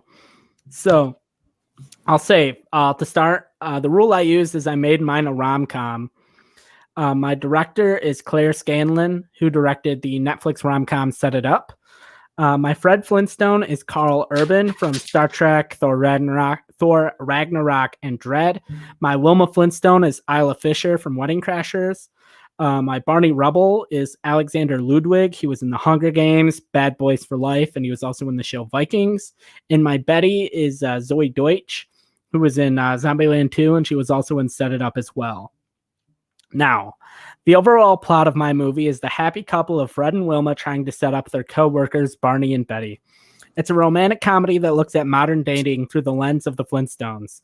We see the Flintstones version of Tinder, where a pterodactyl brings stone carvings of local people, and you throw them to the left or right based on interest. If both throw each other to the right, the pterodactyl calls, telling you it's a match. There's a scene early on of Barney swiping, but after not getting any matches, he storms off. The next one on the docket is Betty, who we see carved in her 1960s animated style. We see Betty go on a string of bad dates with guys who are stereotypical cavemen, super hairy, mouth-drooling knuckle draggers. Both she and Barney have given up on dating. They don't want to meet anyone else, no matter how much Fred and Wilma hype up the other. Well, the two meet organically at the bowling alley and go out for a couple of months. But both hide it from Fred and Wilma because they said they had given up on dating. Neither Barney nor Betty realizes they are out with who Fred and Wilma were trying to set them up with. After a while, Barney invites Betty over to rock flicks and chill, but Betty is upset and mad at Barney and says he's just like the other cavemen and leaves him. However, both decide they are ready to date, though, and go back to Fred and Wilma and ask to be set up with the person they had recommended. When Betty and Barney meet at the restaurant on their blind date, they realize what had happened. Barney apologizes, Betty accepts, and it all ends happily ever after. The movie ends with a small flash forward to Barney and Betty's wedding and Wilma saying she is pregnant. And that is my pitch for the Flintstones. Okay, interesting. Let's hear Johnny's. All right. I actually thought about making mine a rom-com, and then I was like, no one gives a shit about a rom-com Flintstones movie, so I went a different way. So I'll start with my casting. So my Fred is Steve Howey. He plays Kevin on Shameless. He's like the best character on that show. He was also in a movie called Stuber. He's in a bunch of really fun stuff. He fits that role well. Kind of the dumb, fun character. It's not very self-aware. Wilma, I have Jamie Presley. She's in a show right now called Mom, but she was in My Name is Earl. And I think Dirty, what's it called? Dirty Joe, right? Something like that. I don't know. Joe Dirt, not Dirty Joe. Dummy. You're mixing movies there. Yeah. And then my Barney, maybe Bobby will like this casting better because he hated him as Dr. Doom. I'm going to go with Charlie Day as Barney. Maybe that fits better, honestly. Betty is going to be played by Lake Bell from In a World, and she's in a bunch of stuff, but Lake Bell is really funny. My Mr. Slate is going to be played by Paul Giamatti. My movie is going to include The Great Gazoo, and that is going to be Camille Nanjiani. And if you don't know The Great Gazoo, he's like the weird little green Martian dude in the Flintstones. And Camille Nanjiani is arguably the funniest person on the planet, and I'd love to just see him in this. Because my director is Michael Dowse, who did a little movie called Stuber that just came out, and I was pleasantly surprised by it. I thought Stuber was pretty good. It not like a home run, but I feel like that movie and the type of humor in it fits the Flintstones well. So this is my pitch. So it's set in the Flintstones world, and Fred wakes up one morning and Dino is missing. So when he goes missing, Fred and Barney look to hire a detective to help him. There's only one man for the job: dinosaur and pet detective Ace Ventura. The group helps Ace look for clues, and they interact with various Flintstone characters in order to discover what happened to Dino. So they're going to go all around Bedrock. They're going to go explore fun little different Flintstones areas. You're going to get a hold of the land, but it's basically going to be a Ace Ventura comedy set in the Flintstones world back in the day, of dinosaurs and humans interacting, which, never actually happened, but we're going to take it for the Flintstones. And you're going to run into fun characters like the Great Gazoo and Mr. Slate, and, they're going to be like the list of suspects. So I feel like the comedy of the Flintstones could work well with Ace Ventura. And I like just setting it back then, putting Ace Ventura in it as a pet detective, and they're actually searching for a pet and not trying to murder gremlins. Again, throwing shade at Joe for that one still. So that's my movie. All right, you already won that point. You don't have to go back on it. No, Joe won that movie, and I Oh, just Joe- Joe yeah, won that. That's why I keep Man. mentioning it. If I had won, I would not have mentioned it. That's fair. Is it though? All right. No, So, it wasn't fair that you won. all right, Joe. So, Bam Bam is one of the standout characters from the Flintstones, and he doesn't seem to be in your movie. Are you going to kind of make? He's not important, so you're just not going to include anything similar to him? No, because I mean, wasn't he a later edition anyways? Mine's like more. I don't want to say a prequel, but mine's like an early. Like we could franchise this. Okay. Yeah, Joe. So Bam Bam could be in Flintstones too. Of like Bam Bam's. They're married now, and yeah. And then Johnny, is your Flintstones going to be in the tone of Ace Ventura? Is it going to be a straight up comedy? Yeah, it's going to be a comedy. I mean, the show was a comedy back in the day, and Fred, being locked out of the house and pounding the door and yelling Wilma, all that stuff fits well with Ace Ventura as far as comedy wise goes, especially live action. I think they tried to do the comedy wrong in the 90s Flintstones movie, and that's kind of where it went wrong, because I feel like they nailed the cast and they went with it was a kid's movie, but it was very adult humor. You had Halle Berry as Mrs. Slate, and as whatever Slate, and you had very sexual adult humor that was also it's a kid's movie. My movie's going to be Ace Ventura, fun comedy, have Ace in it. You're still going to have some, good jokes and that, because Ace Ventura, it's going to be PG-13 comedy. That's what my tone's going to be. And I think it fits both worlds. Okay. Fair enough. All right. So I'm going to let you battle it out. So I'll say first off, Halle Berry's character's name is Sharon Stone.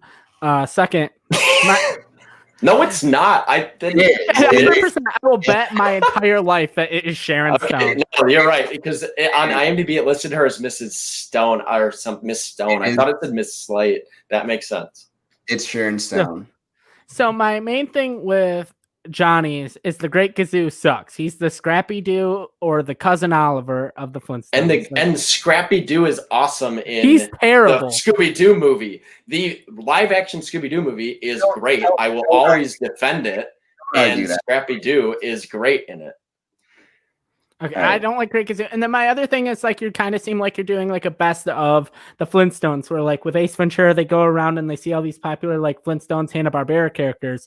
But that sounds exactly like Scoob that just came out on VOD at the beginning of quarantine, and that movie's fucking trash. Well, then it's just why'd you watch it? I didn't. I just heard enough people say it was trash. So you haven't seen it, so don't tell I me know that enough it's people trash. that watched it that were yeah, don't watch this. It's garbage. And Hey, so that sounds exactly like what your movie is. Ninja, but it's great. And that sounds exactly what your movie is. We're we're just going around and every major character that ever appeared on the Flintstones is going to cameo. And then I don't care about that. I don't want to watch because no one gives a shit about the Flintstones anymore. No one, not one person in the world cares about the Flintstones. So why would you waste half your movie packing cameos with characters people don't care about then? Because they're going to be played by fun people and they're still fun characters. So when you bring them to live action, you can waste all of the characters. We're not setting up for a franchise, for a series that is long dead. No one cares about the Flintstones. No one cared about it in the 90s when that movie actually came out, and no one cares about it today. Scooby-Doo at least is still on TV. They keep rebooting it year after year after year. There's no new version of the Flintstones. So you just pitched your rom-com, but you just pitched your franchise starter for a movie that no one cares about and no one will see. And like Bobby said, so mine will have all the classic characters. I didn't cast everyone because half of them are babies, but you'll still have Bam Bam and, all the kids and everything, and you'll still have those interactions. But your movie is we're going to take away basically the fun characters and we're going to have it a rom-com. So it's not a straight up comedy and it's not a romance movie, obviously, but we're going to have a rom-com of characters you do not care about. The people who like the Flintstones are too old to care about your movie, and anyone young enough to actually go to the movies now, especially after coronavirus, when it's probably going to be mainly younger people, not one person is going to go see your stupid movie. because it sounds terrible. I had the idea of doing a rom-com, and then I was like, it's an idea because it's maybe the only movie that fits the rule in terms of Fred and Wilma falling in love or Barney and Betty falling in love. But like, not one person in the world cares about that movie, including me. But the thing with the Flintstones is it's basically a remake of The Honeymooners set in like caveman days with dinosaurs and shit. So my movie, I essentially that show holds up very well. Well, and all I'm saying alert, is I just wrote a rom-com and then put it in the skin of the Flintstones. All right. I've heard enough of some of your arguments here, but can you each give me just like a 15-second pitch on your Fred and why he is a good lead for your movie? Or I can start so basically Johnny says no one wants to see my movie but my thing is it's a rom-com. Women like Carl Urban, guys like Carl Urban. He's attractive. He can play dumb. We've seen it when he played Scourge in Thor Ragnarok, but he can also be a guy that's believable as a caveman. And so he can be dumb, but he can be funny. And he also looks kind of like a caveman. And that's my pitch for Carl Urban as Fred. All right, and Johnny? Okay. I don't know if you've seen Shameless, but Steve Howie is incredible as Kevin on that show. He's like a big dude. He looks like Fred Flintstone if you put him in that gear, and he plays the like very dumb lead character very well, where like he thinks everything he's saying is correct, but really it's kind of just wrong. And him and Charlie Day would have an amazing chemistry together. And he just fits the role of Fred well. He can yell. He's, a big dude, and he's funny, and he's not Carl Urban, who's like 5'5". I don't think that's accurate. He's not 5'5", but he's probably not wrong. But I'm not going to take that into consideration. But so actually, what's odd is Steve Howie. I know most from a show that I would have never watched without my wife, which is the Reba show. And he was like the dumb boyfriend in that. And honestly, that's Fred. That is perfect for Fred Flintstone. So I think Johnny won my cast. I was trying to hear your pitches because I didn't know how Carl Urban would fit. I already know how Steve Howie would fit, but I wanted to hear that Carl Urban, and that did not sell me. So I think Johnny won the cast. As far as use of the rule, that was a little bit of a toss-up because I don't necessarily love Ace Ventura the way Johnny pitched it, but I can see him fitting into the Flintstones. So I can see that tone working. I can see him working with them to find a dinosaur. And their pet. Right, and their pet. And honestly, it came down to just the pitch of which movie I would rather see. And honestly, I don't know if I would want to see a romantic comedy of the Flintstones. I don't know if I want to see them without the kids, which are pretty much a main part of why a lot of people love those that show and those movies. At least that's what I love. I love Bam Bam. I think he's my favorite character. So not including him was kind of a that was a downside for me. So honestly, I'm going to give this to Johnny, and he's going to go up 4-2. All right. I think we have some live comments. I needed that. Yeah, go to live comments. Let's see some comments. Was it No Cable Classic? Says Angelica. Yeah. I mean, hey, if anyway you have no cable. Yeah, you're gonna watch that all the time. When I was a kid, I watched the Flintstones, but there's not even reruns of it anymore. Like, that show is dead and buried. Oh, what's that channel? It's on a channel. But I love My Girlfriend, so thank you. Huh. I mean, Hugh Grant, yeah, he's a classic, but I honestly... Hugh Grant as Fred would have been a better choice because Carl Urban was bad. I would have cast him as Barney. I would have put him as Barney. Yeah. Hugh Jackman? I mean, Hugh Grant? No, Hugh Grant. Yeah, I would have put Hugh Grant as Barney. Because he's blonde? I just think he fits. Yeah, the look, and just I think he can play that. But that's pretty good. That's pretty good. All right, so what was the score you said? 4-2, baby. Johnny is up, and Joe needs to make a comeback. Yeah, Joe might make a comeback. I got some of my worst ones here. So does Johnny, apparently, based on what he's saying. All right, so I think I'll go with X-Men. which is dangerous because I changed that one in some ways that might piss people off. But don't even worry. I'm gonna be honest here. This could go either way. I'm gonna go. Alex is not our judge. All right, so this sounds interesting because this was. I think you used the same rule I did, but I don't think we cast the same person. When you said Alex is not our judge, I'm like, oh, why would that matter? Oh, we used the same rule. So this was actually one of the ones I was looking forward to the most. Yeah, I'll give you a quick rundown. X-Men was released in the year 2000. It received an 81% on Rotten Tomatoes, which I think is fair. It was directed by Bryan Singer, ouch, and stars Hugh Jackman, Patrick Stewart, Famke Janssen, Ian McKellen, Anna Paquin, Halle Berry, James Marsden, Rebecca Romijn, and Ray Park. So psychic Professor Xavier leads a school of skilled mutants called X-Men, a peacekeeping force to safeguard the world against a race of genetically mutated humans known as Homo sapiens superior. However, Magneto, a mutant with powerful magnetic charge, has also begun to organize a team to strike first against what he believes is to be a threat from humanity. When he kidnaps Rogue from the X-Men's compound, Xavier and his forces must rescue her, even as they continue to vie with Magneto for the fearsomely strong mutant Wolverine.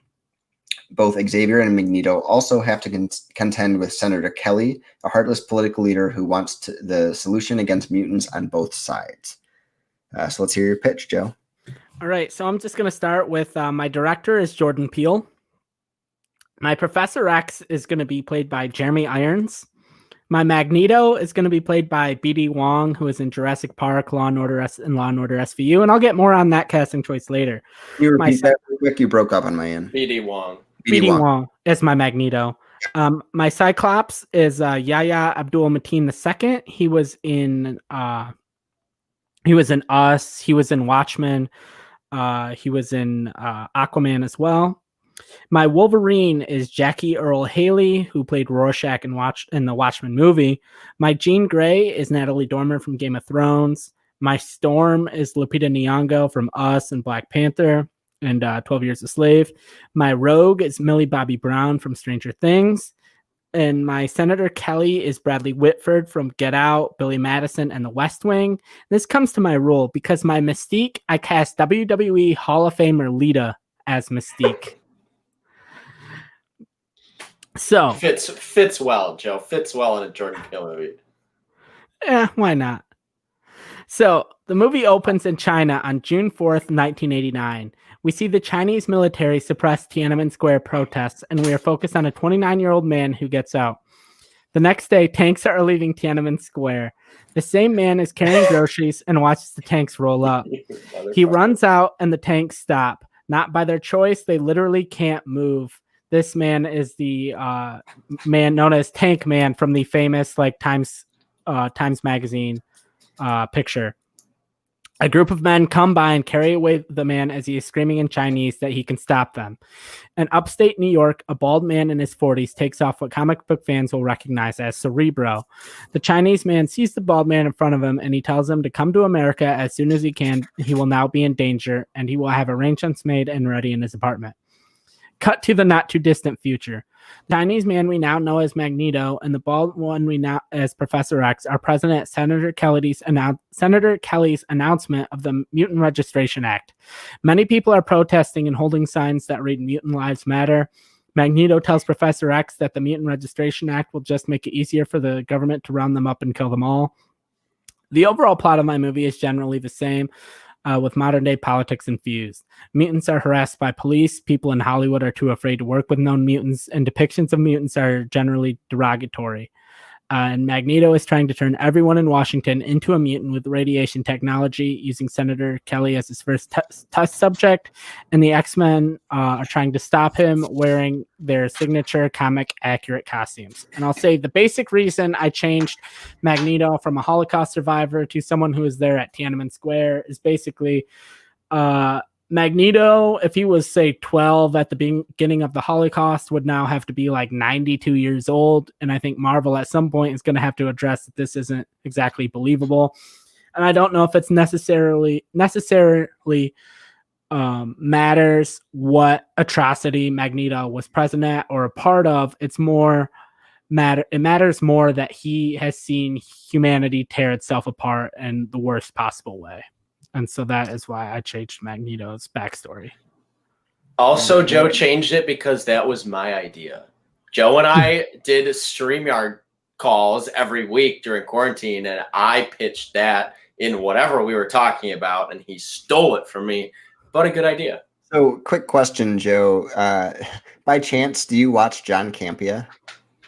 I mean, not often and not regularly. Okay.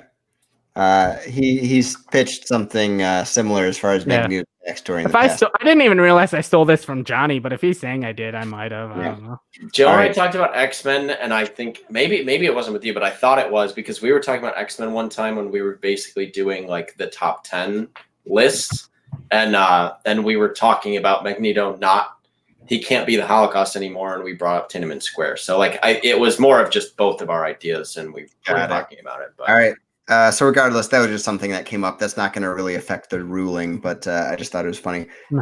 So Johnny, let's hear your pitch for X-Men. All right. So again, Joe and I have the same rule, but I used mine better. So first of all, my cast for the X-Men is way better than Joe's because I'm going with Wolverine is going to be played by Pedro Pascal, who is the Mandalorian. He's been in a bunch of stuff. I feel like he fits the role of Wolverine well. My Rogue is going to be Olivia Cooke. She was in Bates Motel and Me and Earl and the Dying Girl. She is a fantastic actress. My Professor X is someone who is charismatic and who has experience playing a character in a wheelchair, at least temporarily. That's Tom Cavanaugh from The Flash, and he was in Scrubs. My Jean Grey, that's going to be Allison Williams from Get Out. And my Cyclops is going to be Miles Teller from Whiplash. Now here's where my movie gets a little strange. My Magneto, WWE Hall of Famer, 1980s Bobby the Brain Heenan, the best manager of all time in WWE, WWF, whatever you want to call it. He's the best manager ever. My Mystique, WWE Hall of Famer, 2000s, Lita. Joe and I use the same person. my Sabretooth, WWE Hall of Famer, Macho Man Randy Savage. We're going to throw 1990s Randy Savage in there. And my Toad, WWE Hall of Famer, Drew Carey. So we're throwing in a celebrity wing. No. So all my villains are WWE Hall of Famers. My director is Stephen Merchant. He was in Logan, but he just directed Fighting with My Family, which is a very good, fun wrestling movie. I don't have anything written for this movie. X-Men, Jean Grey, she finds Wolverine. We're going to go with pretty much the same plot. We're not going to have Mutant Lives Matter signs on it, even though I understand what Joe did, because originally, basically, mutants were, the identity in the comics of Black people going through things. So I get what Joe did, but mine is going to just be more action than the original one. It's going to be a fun movie, better acting, because some of those, casting doesn't exactly hold up. But the bad guys are going to actually be able to fight people. And we're going to have Pedro Pascal fight Sabretooth, which is freaking Randy Savage. It's going to be like the scene from Spider-Man with Bonesaw all over. Ready. Bonesaw. It's going to be Bone, but it's going to be Sabretooth. That's really all he's going to say. He's basically modern day Vin Diesel. Mystique as Lita, she can kick ass. She's going to also fight Wolverine. She can change into anything she wants, You've got 3 minutes. So that's, Bonesaw. He's great. Anyway, and Magneto, Bobby the Brain Heenan, best talker in the history of WWE. He is Magneto, great talker. He's basically a manager. Even though he's the most powerful guy, he recruits everyone. So the Brain, look him up. He's been the manager of every single great Andre the Giant, everyone. Look him up. He's the best. He's Magneto. He recruits all these other wrestlers who are mutants, including Drew Carey as Toad, because that shit's funny. That was Ray Park in the original. He doesn't really talk. He gets struck by lightning. Totally forgot to cast Storm. But anyway, that's Zendaya in my movie. So that that's my movie. Forgot Halle Berry as Storm existed. So Zendaya, best Storm available. Do you know what happens when a toad gets struck by lightning? The same thing that happens to everything else. See, but mine is gonna be, what do you call it when Batman skips church? Christian Bale. Well done. And then she strikes him with lightning. That doesn't make sense at all for X-Men unless you're casting freaking Maggie Gyllenhaal or something. But all right, so before we get into my questions, it looks like we have a new live chat. Let's see what we got. Why do we have to look at the live chat now? Why can't we look at the live chat when you have already decided on your If it's a good comment for me, show it. It's not going to affect me. Despite I'm only like dead people. I mean, except you know Lita, what? and Drew Carey. We agreed that was allowed, so that's not really affecting my ruling. Alex said Johnny wins despite mostly booking dead WWE Hall of Famers. Yeah, thanks for clarifying it for podcast listeners there. But I don't really have many questions. I just want to fight it out. How do you not have questions? I have questions, but I really don't think they'll help me. So I just want to see you guys fight it out and argue against each other at this point and defend your choices. How is your movie anything but like an SNL skit? Because first of all, you guys hate on SNL skits. SNL sucks. I get it. But like, you guys hate on them every week. I feel like things are getting called SNL skits. Let's lay off SNL. I feel like you're the one. We need to try to get them to like promote us. No, it's usually Bobby, and now Joe is attacking them. Our new sponsor, SNL. Here's my only problem with Joe's movie in terms of, the rule used. At least I went all out and cast every fucking WWE Hall of Famer. Joe basically did what I did with Mortal Kombat last week and cast, or whatever week, 2 weeks ago, and was just like, I'm going to put Lita, the WWE Hall of Famer, as Mystique, who says maybe one line in the movie. And first of all, Lita can't act. So in my movie, she is not going to say any lines. She's just going to kick ass as Mystique. But I didn't want to only use her because I thought that was actually a good person to play her, as far as like the original X-Men movie portrayed her.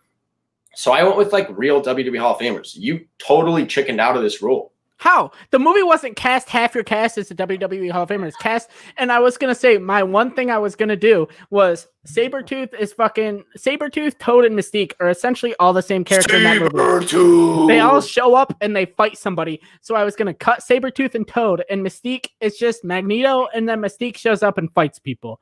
And so anytime Sabretooth shows up, in my movie, it's Mystique. Anytime Toad shows up, it's Mystique. Yeah, so Mystique was going to have a bigger role in my movie. Mystique is going to have a bigger role, but every time Mystique fights, she changes into a different person. So, like, cool, but, like, you cast your rule as one character that half the time is going to be played by different actors because, first of all, minimal role. Second of all, I expanded the role. That minimal role changes into different people, and, like, Lita is not going to be, like, dressed as your weird ass Wolverine choice that I don't remember. But other than that, gotta say, Drew Carey is Toad, man. That's terrible. Killed it. I love Drew Carey. Yeah, I wouldn't press that point, but so really quick, Johnny. So with those being your villains, what's the tone of your movie? Is it a straight up action movie? Does it have the themes of X-Men in it? Like, what are you going for with that movie? I'm just going for casting WWE Hall of Famers in my movie. Okay, I was going to say. What we're going to do with it is... Okay, I got... Can I win or can I make another point? Joe, based on that answer, you don't have to. Okay. Yeah, no, I agree. That's why I was happy Joe and X-Men. We got to keep this thing a little close. Yeah, no.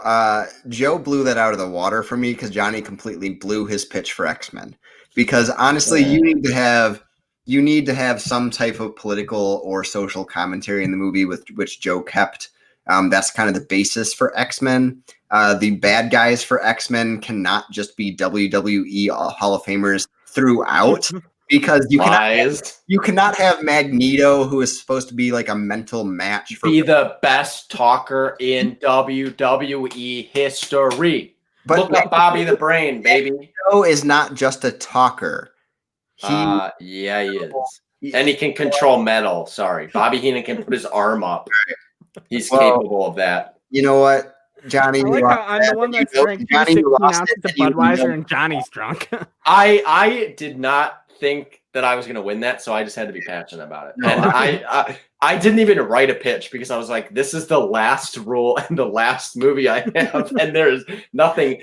I was going to do X-Men, but cast every person and only have, you know how like Wolverine fights in the cage at the beginning of the movie? I was going to have that just be Bonesaw and just cast Randy Savage as that. But I felt like that was chickening out. But like, I was like, you know what, screw it. I'm just casting as many WWE people as I can. No, you know what? I was honestly most looking forward to your pitch of this movie, and you highly disappointed me. So can you guys like vamp back and forth? Because I've had to pee for the last fucking hour. Joe, go pee. Joe's drinking beer. He has to pee. Bobby, the thing about this was I was excited to like pick X-Men, and last week I was like, ooh, let's do X-Men.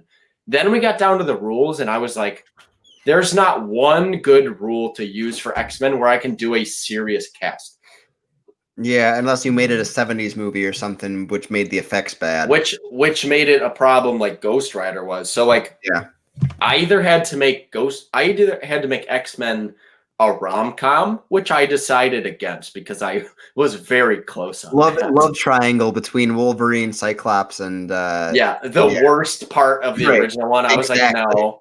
Yeah. I either had to do that or basically, I don't know. There was nothing else I could do. I liked my Battle Royale Resurrected director's career, and there was no one I felt really fit with X-Men as far as resurrecting. So I'm like, hey, we're just going to go weird with it. And Joe basically did the same thing. So here's my problem. Now, Joe's not in the room.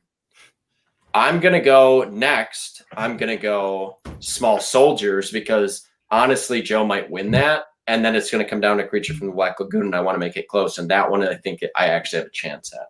But Joe and I might have used the same rule, which would completely screw me, because if Joe and I use the same rule for Creature of the Black Lagoon, we picked the same fucking thing. Oh, we did. And we probably did.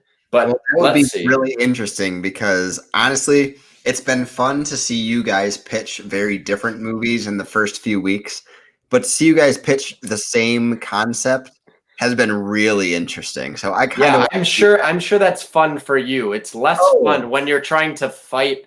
Literally only Jeff Goldblum is the only thing you can fight for one movie. Right. So next, I lost deservedly. I understand that. I just wanted to be loud because that made my argument stronger, I felt. So my next pitch is going to be Small Soldiers, but we're going to start with Joe.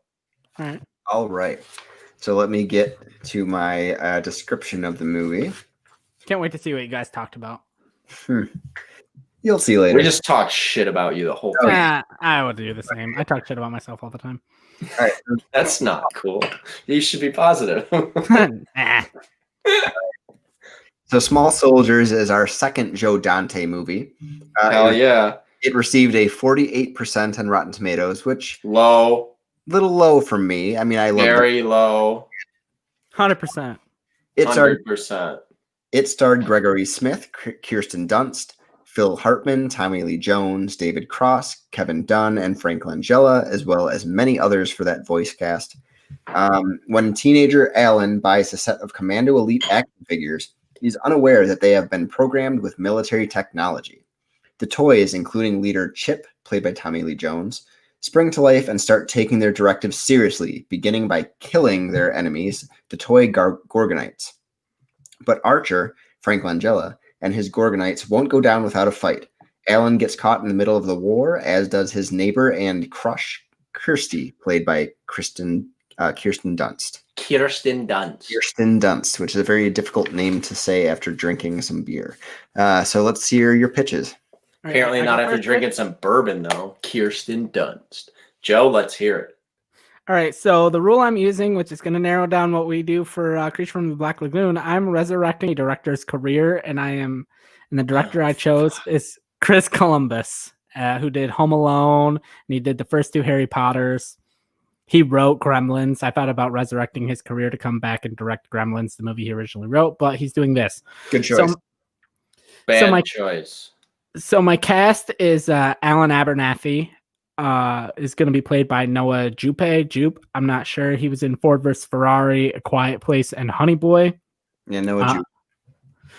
And my Christy Frimple, who was originally played by Kirsten Dunst, is now played by Daphne Keane, who was in Logan.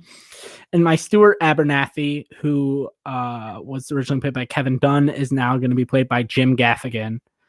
And so my Commando Elite, this is my voice cast, and I think you'll realize what I did. My Chip Hazard is going to be voiced by Harrison Ford. My Brick Bazooka is going to be voiced by Arnold Schwarzenegger. My Nick Nitro is going to be voiced by Sylvester Stallone. My Kip Killigan is going to be voiced by Bruce Willis. My Butch Meat Hook is going to be voiced by Wesley Snipes. My Link Static is going to be voiced by Michael Biehn. And my Gorgonites, my Archer is going to be voiced by Dwayne Johnson. My Insaniac is going to be voiced by Tom Cruise. My Punch It is going to be voiced by Gerard Butler. My Ocula is going to be Daniel Craig. Slam Fist is Vin Diesel. And Scratch It is Jason Statham. So basically, Ocula doesn't talk. Which one was Vin Diesel? Daniel Craig. Daniel, which one was... you was talking Ocula. Vin Diesel is Slam Fist. All right. You were both throwing different names at me, but my Ocula can talk. I'm Joe, rebooting it. Not we agree on one thing. Vin Slam Diesel? Fist. Vin Diesel. So I said, basically, it's the same plot as the first one, except since kids care more about apps and games than physical toys, and superheroes are a big thing, the toy company makes souped-up toys with superpowers, but go too extreme. Each of the Gorgonites has a superpower, and the Commando Elite are all super soldier toys. Some of the toys can sprint extremely fast. Some can lift up to 100 pounds.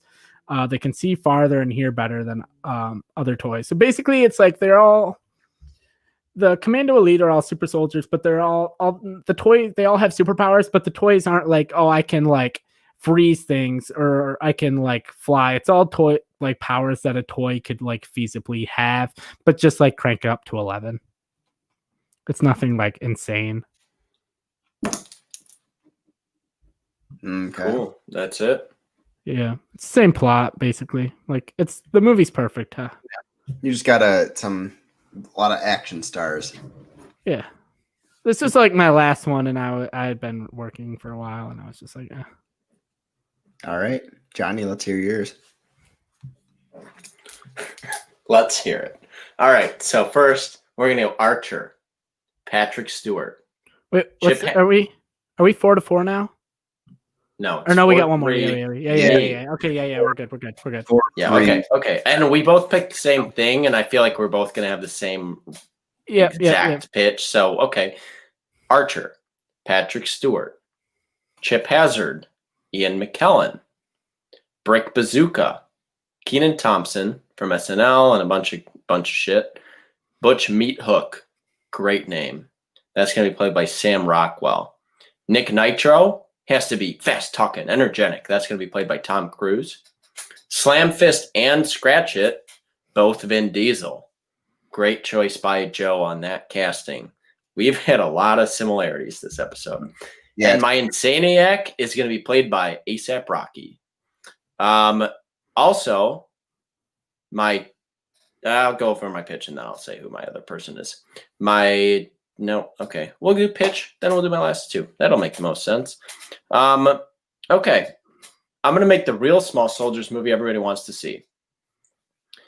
A flamboyant toy designer works for a huge toy distributor that is about to put out a line of revolutionary AI toys.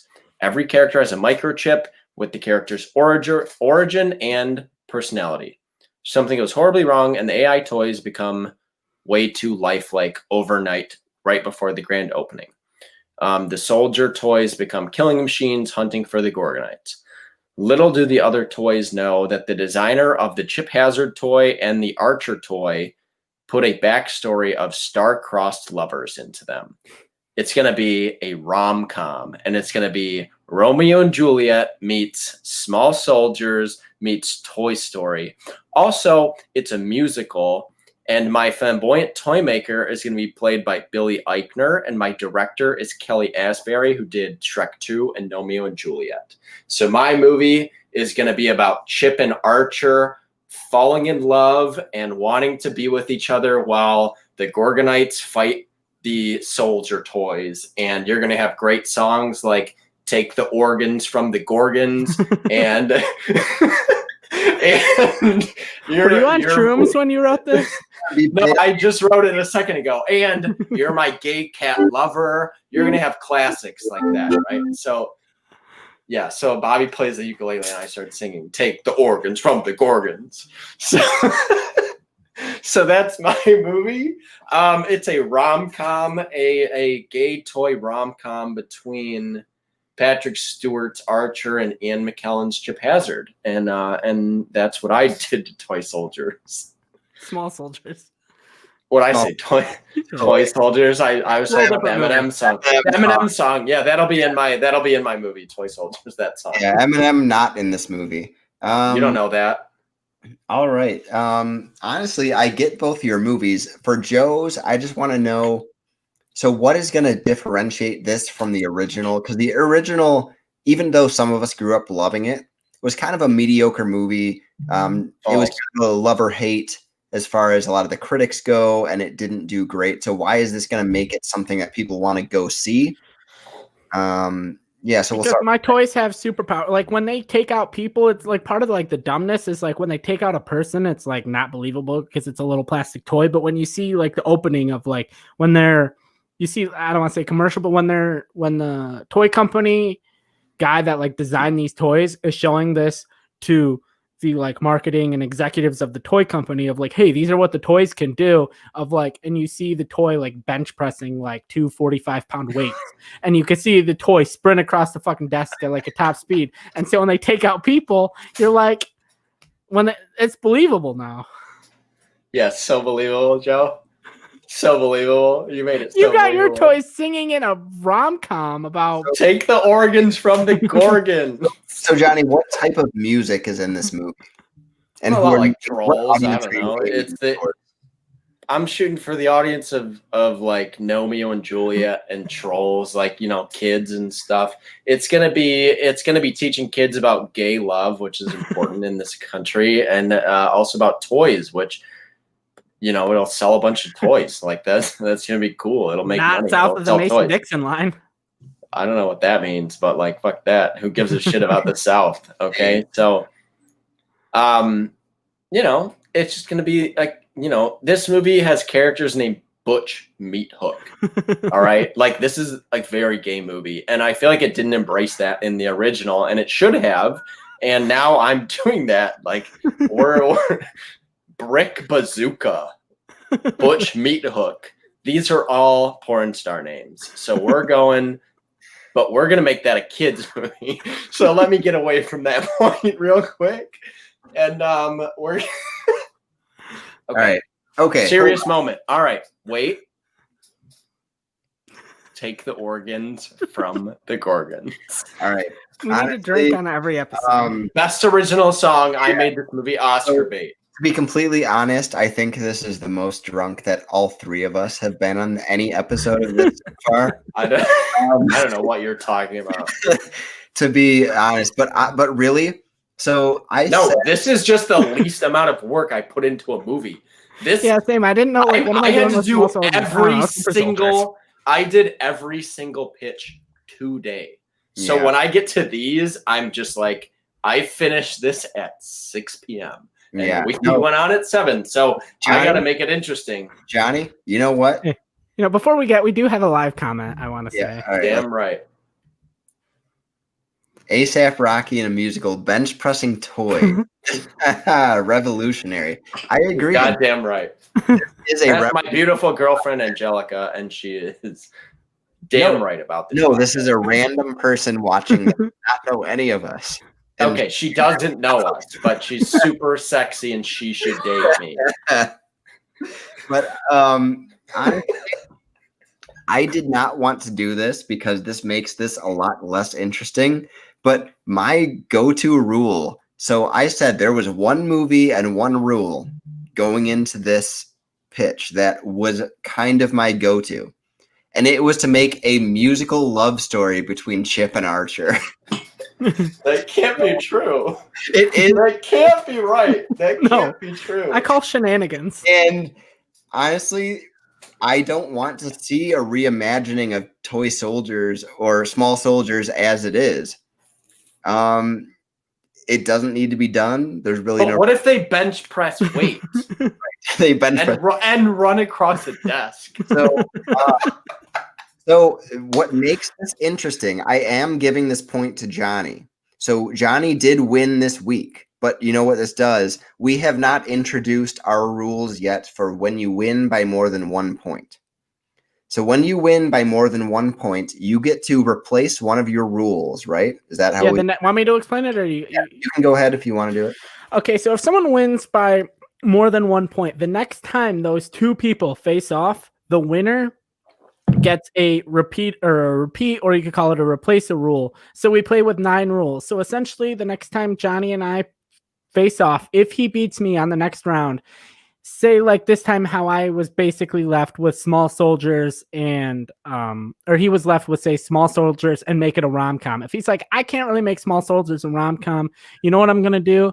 I'm gonna take that rule away and he has to replace it then with one of the 8 other rules. So he could have cast Ace Ventura in it. He could have put a WWE Hall of Famer as one of the voice actors. He could have put a twist ending, which is what we're both going to do with Creature from the Black Lagoon. You know, that's kind of how it works. And so each time you win by more than 5, you get a replace a rule. And so essentially all I'm doing now is trying as hard as I can not to give Johnny a repeat or replace a rule for the next time we face off when we battle the same movie for Creature from the Black Lagoon. Yeah, so Joe is trying to stop Johnny from having an advantage next time they play. So regardless of whether Johnny wins or not, this is going to be interesting. So yeah, because we pitched the same movie, and I'm going to give Bobby, you know that thing we talked about before Johnny came on? That's what I did. Yeah, no, I got it. Yep, all right. Yep. So we have another colluding. We have another live comment, I think. Need a rule where the movie is tied to Fast and Furious franchise. You know what? Honestly, Hey, I don't we hate are it. not cowards. That That is one of our options, and it may be a rule next week. That's one of our options. It's called make the movie suck. Ah, Burn It's notice, also- Alex. it's also so- called cast Vin Diesel in every movie called Johnny. I have done that so far. I have cast Oh. him in every movie. But no, So every week, once a week. every week, not every movie. Nope, every movie. You just I just haven't mentioned him in every movie, but he's been in all my movies. He needs work. All right. Do you want to explain Creature from the Black Lagoon? Yep, I got it. So Creature from the Black Lagoon from 1954 received an 85% from Rotten Tomatoes. It was directed by Jack Arnold and starred Richard Carlson, Julie Adams, Richard Denning, Antonio Moreno, Nestor Paiva, and Whit Bessel. Remnants from a mysterious animal have come to light in a remote jungle, and a group of scientists intend to determine if the find is an anomaly or evidence of an undiscovered beast. To accomplish their goal, the scientists must brave the most perilous pieces of South America has to offer. But the terrain is nothing compared to the danger posed by an otherworldly being that endangers their work and their lives. So let's hear. I'll go first because I don't want to sound like I'm copying Johnny. Go for it. So my director is John Krasinski. My Dr. David Reed. Okay, you've lost me. Okay, wow, we have way different movies. Hell Okay. yeah. My director is Dr. David Reed is John Krasinski. My Kay Lawrence is Emily Blunt. My Dr. Carl Maya is Antonio Banderas. My Dr. Mark Williams is George Clooney. My Lucas, the boat driver, is Jamin Hansu. And the mysterious British man John is played by Ewan McGregor. Deep in a heavily wooded area of the Everglades, Dr. Carl Maya and his 2 researchers are out at night studying an area locals refer to as the Black Lagoon. Out of nowhere, their boat is attacked and the doctor's 2 researchers disappear into the water below. Dr. Maya tries to find his friends but is unsuccessful and goes off into the night. Believing it to be a giant alligator, he tells his former student and friend, Dr. David Reed, about what happened, and he wants to launch an expedition looking for his two friends. On the adventure are the two doctors, David Reed's fiancée Kay and their friend, Dr. Mark Williams. The man renting the riverboats, a strange old man named Lucas, asks if it's all right if someone else joins them. They are fine with it, and the weird British man named John joins them. During the expedition, Lucas and Dr. Williams both disappear after being attacked by the creature. They soon find themselves being stalked by a large, mysterious green creature. The group separates on an area of dry land. One group spots it, and shots are heard. The mysterious John runs over and stops them. They ask why, and this is where my rule comes in, because I'm using the rule of a twist ending. He tells them that his name is John Constantine, and this is his friend Alec Holland, who they may know better as the Swamp Thing. Swamp Thing then talks to them, saying he is tired of people invading his swamp, and they better leave. Dr. Maya asks about those who disappeared, and Swamp Thing uses his powers and lifts up what look like 4 moss-covered baskets. As they unwind, it's revealed the 4 are inside, and they begin to cough up water as they all wake up. And that is my pitch for Creature from the Black Lagoon.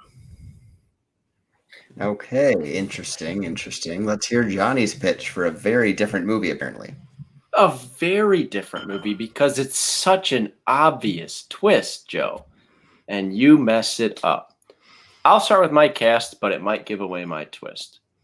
The creature, he's going to be played by Doug Jones. My Ron Perlman. My David Reed is going to be played by Daniel Radcliffe, who I think is a good actor, and I want to see him do more stuff. Kay Lawrence is going to be played by Mia Wasikowski, who is in a little movie called Crimson Peak, directed by my director, Guillermo del Toro. So here's my pitch. In 1962, a group of marine biologists are sent to the Amazon to find evidence of a strange humanoid creature rumored to dwell in the river.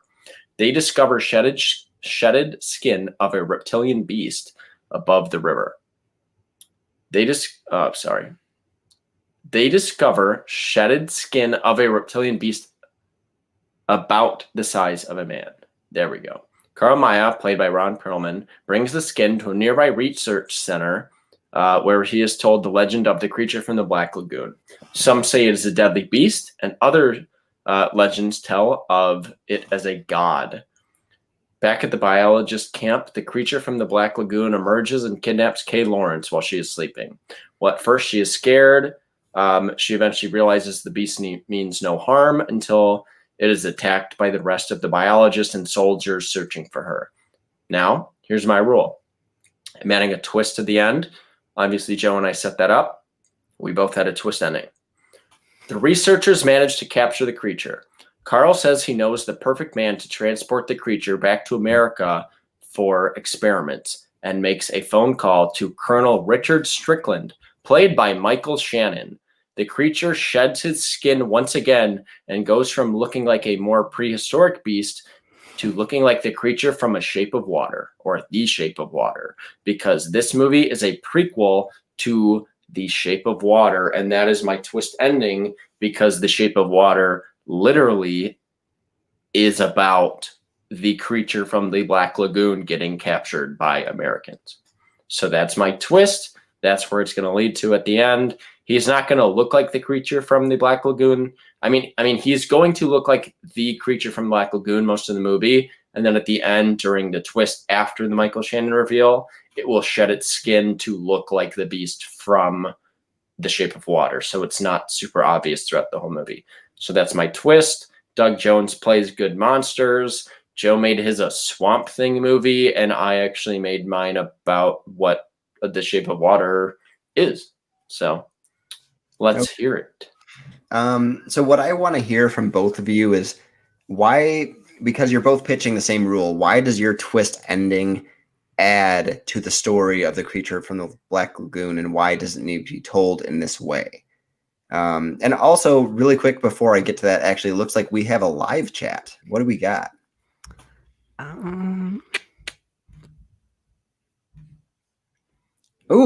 Jennifer Mitchell does not happen to be related to anyone in this group. Says, I think she's my wife. is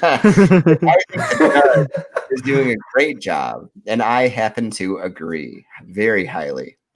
We also have Alex Gibson saying, Johnny, isn't it obvious twist a reason not to do it?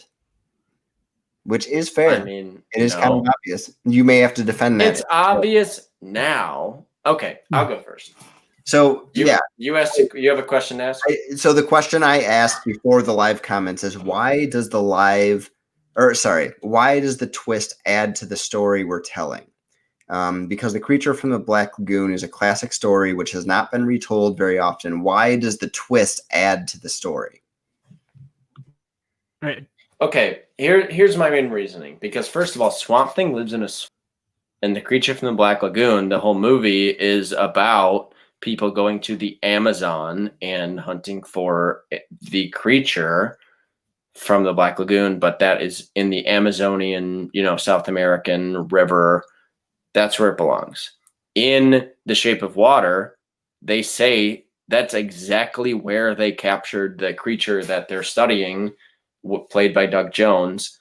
Doug Jones is a better, monster actor than whoever the hell Joe cast. I didn't cast anyone because just throw a stunt person in there. Yeah, because he's bad. He threw a stunt person. What a shame. Can't even cast the obvious choice. Now, my movie might seem like the obvious twist, like because of the rule that we had to use. But going into the movie, it's not going to be promoted as anything to do with The Shape of Water. And there's no reason to, because while The Shape of Water won Best Picture, it's not like that was some big moneymaker. They don't have to connect it. So promoting it, they're only going to promote it as this is The Creature from the Black Lagoon. But Universal is such a terrible, horrible company that they can't even reproduce they can't make the Universal Monsters universe. So we're going to give up on that. There's going to be no more Tom Cruise's The Mummy and all that garbage, Dracula Untold. And we're just going to say that these movies like this, like The Creature from the Black Lagoon, tie into movies that already exist. So maybe after it's done and people say, oh, wow, it's like The Shape of Water, more people will go see The Shape of Water because more people are going to see this movie. And the people who saw The Shape of Water are going to go see this movie. And maybe more people will be interested in the next movies like this coming out, monster movies, because this is going to be a standalone monster movie that ties into a different movie at the end, but it's not going to try to bring in, Mr. Jack or Mr. Hyde or Dr. Jekyll and Mr. Hyde and all this crap and the Invisible Man. It's not going to bring in those things. So it's going to be more like the Invisible Man that came out last year, but it's just going to tie into a different movie afterwards. It's not going to be obvious going into it, because if you said Guillermo del Toro is doing Creature from the Black Lagoon, you'd be like, oh, that's perfect. He's already done the water dude in Hellboy, and he's done the water creature in The Shape of Water. Now this is his third person. So I just felt like it was obvious for me because it just made sense, because everything in The Shape of Water, if you actually know about the Creature of the Black Lagoon, actually kind of connects. But it wouldn't be obvious to the main audience, oh, this will clearly be leading into The Shape of Water. It'll just feel like its own movie. Okay, I get that, and that's actually, when I watched the Shape of Water, I kind of pictured that it was The Creature from the Black Lagoon, so I get that. So Joe, what do you got? Why does your twist add to the movie? So my twist adds to the movie because it immediately, when you have the guy hop out and be like, this is my friend, and he has an actual name of Alec Holland, it immediately humanizes Swamp Thing or the Creature from the Black Lagoon. It's like this monster, this big threat that we're trying to get. And as soon as John Constantine hops out and he says, hey, this is my friend, this is a guy I've been looking for, it immediately switches your opinion in how you view this, the creature, the being, or the monster, however you want to refer to him in the movie. And so I think that's why the twist matters. Okay. So this is interesting, since you both chose the same rule for multiple movies, which is very hard to judge. It makes it very difficult on my part. I think you've had the worst, not like you were the worst judge, but you've had the worst Yeah. You've been dealt the worst hand as a judge. No, this by far has been the hardest decision, at least throughout most of your pitches, because you chose a lot of the same pitches. But honestly, just the movie I would rather see, and the movie that I would watch, as far as like, it makes sense for the movie. It would maybe make a universe that could connect. I think Johnny's actually works the best. And I really don't know where else to go with this. I mean, the casts were the same to me. There really was nothing that separated it. The pitches of the movie were very similar, except for the twist. So as far as applying the rule, I honestly think the most interesting thing to me is to make that connected to The Shape of Water and to try to create some type of shared universe. So really, this was even though it was difficult because you were pitching similar movies, there was only one that stood out, and that was Johnny's. So I'm going to give it to him, and I'm going to give him the 6-3 victory. And Joe has been defeated. And the Russian's been cut. Yeah, sure. I must break you. Except that makes me the Russian. Yeah. I basically killed you. You're Apollo Creed. Apollo Creed. Yeah. There you go. Bobby knew that quicker than me. Oh, you're Rocky and I'm Ivan Drago. No, just because I don't have a bookshelf with toys behind me doesn't mean I own them. So, I'm good. All right. Johnny looks behind him at his stuff. But yeah, no, that was a really fun time.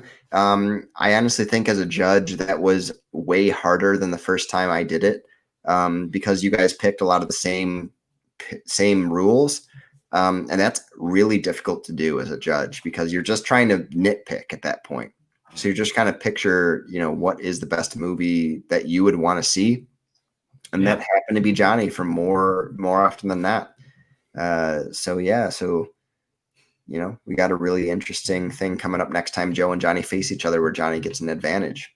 Yeah, I'm not happy with that. I'm nervous about going against that, but Alex texted me. He says, "I feel like I saw the moment drunk Johnny took the wheel," and I'm gonna be honest. I feel like that was during. Small Soldier. Maybe Small Soldier. Small Soldiers is when we all got a little rowdy. Yeah, I agree, and including me. But you know what? I was keeping a level head, and honestly, I was just picking the movies that I would rather see. And even with some slurred words and some drunken pitches, I honestly think movies. No one. But I think Johnny, you won this week pretty handedly, even with some pretty interesting pitches from both sides. I am shocked by that because I had no time to do anything this weekend. My only day off was Saturday since the last episode we did, and it was my friend's engagement party. So we were gone from moment one that day. So the only time I had to work on this was last night after work when I got home at midnight. So I did maybe one pitch. And then I did everything this morning. So I started when I woke up and didn't finish till 6. So I was like, oh boy, I'm going to get slaughtered by Joe because I didn't have any time to work on these. And I just, I felt pretty confident in a few of them. And I'm just glad that Joe felt that some of these rules were very hard to do because I felt that way. There were some very difficult ones this week. Yeah. So, every single one of my movies, I was like, I'm okay with this pitch, but there was no pitch where I was like, I'm confident in it. This pitch is a winner. I'm happy with this. This is a great pitch. Where I've had 2 or 3 in the past, but there were none this week. Where I was every single one. I was like, none of these are terrible, but they're all just fine. All right. So really quick. So before we sign off here, I just want to let everyone know that our live stream for next week is going to be on Thursday at 7:00. If you guys want to join us and chime in live, like we did this week, if you leave live comments, we'll read them aloud and we will respond as we go. And just before we get going, I just want to hear really quick from each of you, what was your hardest movie to pitch this week as far as your rule that you applied to it? Oh, ooh. Like I think the hardest one for me was probably Clue. Number one, like the pitch for myself, and because me and Johnny had the same movie, and I also feel like I can't really mess with the plot too much, and it just kind of is once you match Clue with Wes Anderson, like you're done. Like that's your pitch right there. And then Johnny had the same pitch as me, so I feel like that was the hardest overall pitch and the rule. That's fair. Johnny? I feel like the easiest rule to pick with a movie was Clue. So Joe and I agree on that because that immediately was like, oh boy, I'd love a Wes Anderson Clue movie. I feel like the hardest movie to actually pitch was maybe a combination of the two of Gremlins and Small Soldiers because they are so similar. They're both Joe Dante. They're both about one's about little gremlins coming and attacking people, and one's about little toy soldiers coming and attacking people. Like they're such similar movies that it was hard to differentiate them. It's in terms of pitching. So I think those were maybe the hardest. But I was most proud of in terms of like what I came up with. Probably my Battle Royale pitch, or maybe my I would say my Clue pitch, but Joe and I did the same thing. So I think my Battle Royale I was excited about actually pitching because I feel like that movie out of all of mine is the one I'd actually want to see. That and obviously Clue because Wes Anderson doing Clue is like such a home run. But that's kind of how I felt about my movies this week and the rules. Yeah. All right. Well, very cool. I agree. This was definitely my hardest week to judge. Even while I was listening to your episode 0, I consider this the hardest week.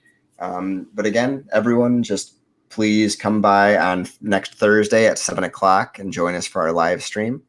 And we will have another exciting episode of Movie Changeup. But I'm Bobby Mitchell. I'm Johnny Doop. I'm Joe Fricke. We got to figure out that order. I'm Johnny Doop. And this is Changeup. And feel free to come join us next week and listen to our pitches. Bye, bitches.